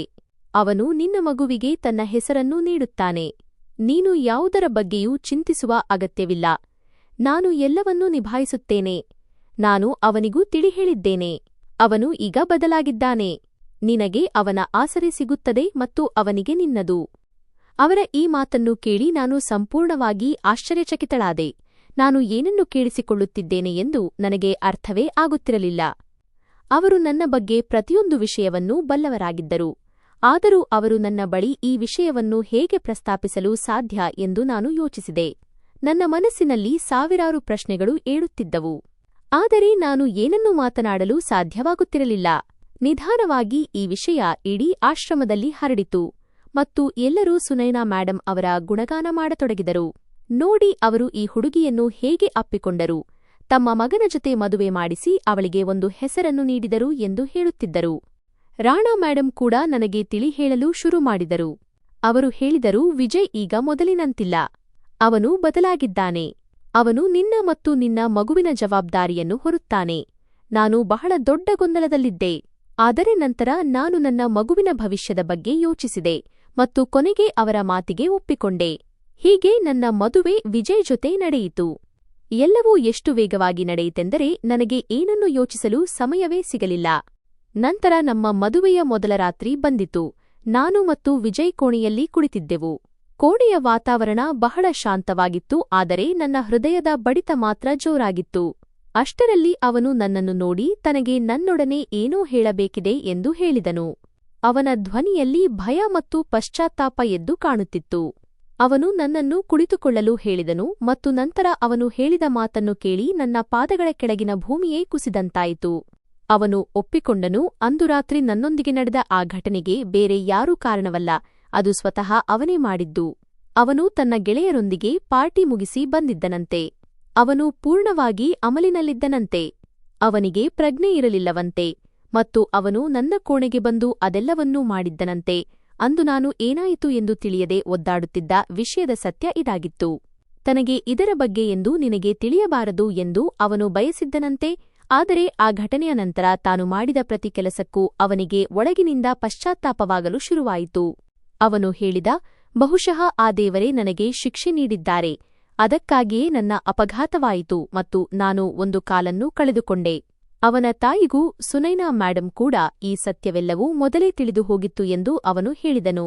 ಅವರು ಸಿಸಿಟಿವಿ ಕ್ಯಾಮೆರಾ ರೆಕಾರ್ಡಿಂಗ್ ನೋಡಿದ್ದರು ಮತ್ತು ಅವನನ್ನು ಬಹಳವಾಗಿ ಬೈದಿದ್ದರು. ಅವನು ಅವರಿಗೆ ಇನ್ನು ಮುಂದೆ ಇಂತಹ ತಪ್ಪು ಮಾಡುವುದಿಲ್ಲ ಎಂದು ಪ್ರಮಾಣ ಮಾಡಿದ್ದನಂತೆ. ಆದರೆ ತನಗೆ ತಾನೇ ತಡೆಯಲು ಸಾಧ್ಯವಾಗಲಿಲ್ಲ ಮತ್ತು ಆ ಅಪಘಾತ ಅವನ ಇಡೀ ಜೀವನವನ್ನೇ ಬದಲಿಸಿತು. ಅವನು ಅಳುತ್ತಾ ನನ್ನ ಬಳಿ ಕ್ಷಮೆ ಕೇಳಲು ಬಯಸುತ್ತೇನೆ ಎಂದು ಹೇಳಿದನು. ಅವನು ನನ್ನ ಮುಂದೆ ತಲೆ ತಗ್ಗಿಸಿದನು ಮತ್ತು ನನ್ನ ಪಾದಗಳಿಗೆ ಬಿದ್ದುಬಿಟ್ಟನು. ಅವನು ಬಿಕ್ಕಿ ಬಿಕ್ಕಿ ಅಳುತ್ತಿದ್ದನು. ಪದೇ ಪದೇ ನನ್ನಲ್ಲಿ ಕ್ಷಮೆ ಕೇಳುತ್ತಿದ್ದನು. ತಾನು ಈಗ ಸಂಪೂರ್ಣವಾಗಿ ಬದಲಾಗಿದ್ದೇನೆ ಮತ್ತು ಜೀವನಪೂರ್ತಿ ನಿನ್ನ ಹಾಗೂ ನಿನ್ನ ಮಗುವಿನ ಜವಾಬ್ದಾರಿ ತೆಗೆದುಕೊಳ್ಳಲು ಬಯಸುತ್ತೇನೆ ಎಂದು ಹೇಳಿದನು. ಅವನ ಸ್ಥಿತಿ ನೋಡಿ ನಾನು ಕೂಡ ಒಳಗಿನಿಂದ ನಡುಗಿ ಹೋದೆ. ನನ್ನ ಮುಂದೆ ನನ್ನ ಜೀವನವನ್ನೇ ಹಾಳು ಮಾಡಿದ ಮನುಷ್ಯನಿದ್ದನು ಮತ್ತು ಇಂದು ಅವನೇ ನನ್ನ ಮುಂದೆ ಅಳುತ್ತಾ ಕ್ಷಮೆ ಕೇಳುತ್ತಿದ್ದನು. ನನಗೆ ಏನು ಮಾಡಬೇಕೆಂದು ಅರ್ಥವಾಗುತ್ತಿರಲಿಲ್ಲ. ನನ್ನೊಳಗೆ ಸಿಟ್ಟು ಇತ್ತು, ನೋವು ಇತ್ತು, ಆದರೆ ಅದರ ಜೊತೆಗೆ ಒಂದು ವಿಚಿತ್ರವಾದ ಆಯಾಸವೂ ಇತ್ತು. ನಾನು ಬಹಳಷ್ಟು ಯೋಚಿಸಿದ್ದೆ, ಬಹಳಷ್ಟು ಅನುಭವಿಸಿದ್ದೆ ಮತ್ತು ಬಹುಶಃ ಈಗ ನನ್ನಲ್ಲಿ ಹೋರಾಡುವ ಶಕ್ತಿ ಉಳಿದಿರಲಿಲ್ಲ. ಅವನು ನಿನಗೆ ಇನ್ನು ಎಂದಿಗೂ ದುಃಖ ನೀಡುವುದಿಲ್ಲ ಎಂದು ನನ್ನ ಮುಂದೆ ಮಾತು ನೀಡಿದನು. ಅವನು ನನ್ನನ್ನು ಚೆನ್ನಾಗಿ ನೋಡಿಕೊಳ್ಳುವುದಾಗಿ ಮತ್ತು ನನ್ನ ಮಗುವಿಗೆ ತನ್ನ ಹೆಸರನ್ನು ನೀಡುವುದಾಗಿ ಹೇಳಿದನು. ನಾನು ಸ್ವಲ್ಪ ಸಮಯ ಮೌನವಾಗಿದ್ದೆ ಮತ್ತು ನಂತರ ಯಾಕೋ ಏನೋ ನಾನು ಅವನನ್ನು ಕ್ಷಮಿಸಿಬಿಟ್ಟೆ. ಬಹುಶಃ ಇದು ನನ್ನ ಅನಿವಾರ್ಯತೆಯೋ ಅಥವಾ ನನ್ನ ಆಯಾಸವೋ ತಿಳಿಯದು. ಆದರೆ ಆ ಕ್ಷಣದಲ್ಲಿ ನಾನು ಅವನನ್ನು ಕ್ಷಮಿಸಿದೆ ಮತ್ತು ನನ್ನ ಜೀವನ ಒಂದು ಹೊಸ ತಿರುವಿನಲ್ಲಿ ಬಂದು ನಿಂತಿತು. ಅಲ್ಲಿಂದ ಎಲ್ಲವೂ ಬದಲಾಗಲಿತ್ತು. ಆದರೆ ಈ ಬಾರಿ ನಾನು ನನಗೆ ನಾನೇ ಸಮಾಧಾನ ಪಡಿಸಿಕೊಂಡಿದ್ದೆ. ಈಗ ಏನೇ ಆದರೂ ನಾನು ಅವನ ಜೊತೆಯೇ ಬದುಕಬೇಕು ಎಂದು, ಏಕೆಂದರೆ ನನ್ನ ಮುಂದೆ ಬೇರೆ ಯಾವುದೇ ದಾರಿಯಿರಲಿಲ್ಲ. ಅಂದು ಎಲ್ಲಾ ಸತ್ಯಗಳು ಹೊರಬಂದಾಗ ನನ್ನ ಹೃದಯದಲ್ಲಿದ್ದ ಚಂಡಮಾರುತ ನಿಧಾನವಾಗಿ ಶಾಂತವಾಗತೊಡಗಿತು. ಅಷ್ಟರಲ್ಲಿ ಸುನೈನಾ ಮೇಡಂ ನನ್ನ ಬಳಿ ಬಂದರು. ಅವರ ಕಣ್ಣುಗಳಲ್ಲಿ ನೀರಿತ್ತು ಮತ್ತು ಅವರ ಮುಖದಲ್ಲಿ ಕೂಡ ಪಶ್ಚಾತ್ತಾಪ ಎದ್ದು ಕಾಣುತ್ತಿತ್ತು. ಅವರು ನನ್ನ ಮುಂದೆ ನಿಂತು ಅಳತೊಡಗಿದರು ಮತ್ತು ಹೇಳಿದರು, ಮಗಳೇ, ನನ್ನನ್ನು ಕ್ಷಮಿಸು. ನಾನು ಕೂಡ ನಿನ್ನ ಅಪರಾಧಿ. ನಾನು ನನ್ನ ಮಗನ ತಪ್ಪನ್ನು ಮುಚ್ಚಿಟ್ಟೆ. ನಿನಗೆ ನ್ಯಾಯ ಕೊಡಿಸಲಿಲ್ಲ. ನಾನು ಬಯಸಿದ್ದರೆ ಅಂದೇ ಸತ್ಯವನ್ನು ಎಲ್ಲರ ಮುಂದೆ ತರಬಹುದಿತ್ತು. ಆದರೆ ನಾನು ಹಾಗೆ ಮಾಡಲಿಲ್ಲ. ಬಹುಶಃ ಆ ಮೌನದ ಶಿಕ್ಷೆಯೇ ನನಗೂ ಮತ್ತು ನನ್ನ ಮಗನಿಗೂ ಸಿಕ್ಕಿದೆ. ಈ ಮಾತುಗಳನ್ನು ಹೇಳುತ್ತಾ ಅವರು ನನ್ನ ಮುಂದೆ ಕೈ ಮುಗಿದು ನಿಂತರು. ಅವರು ನನಗಿಂತ ದೊಡ್ಡವರಾಗಿದ್ದರು, ವಯಸ್ಸಿನಲ್ಲಿಯೂ ಮತ್ತು ಸಂಬಂಧದಲ್ಲಿಯೂ.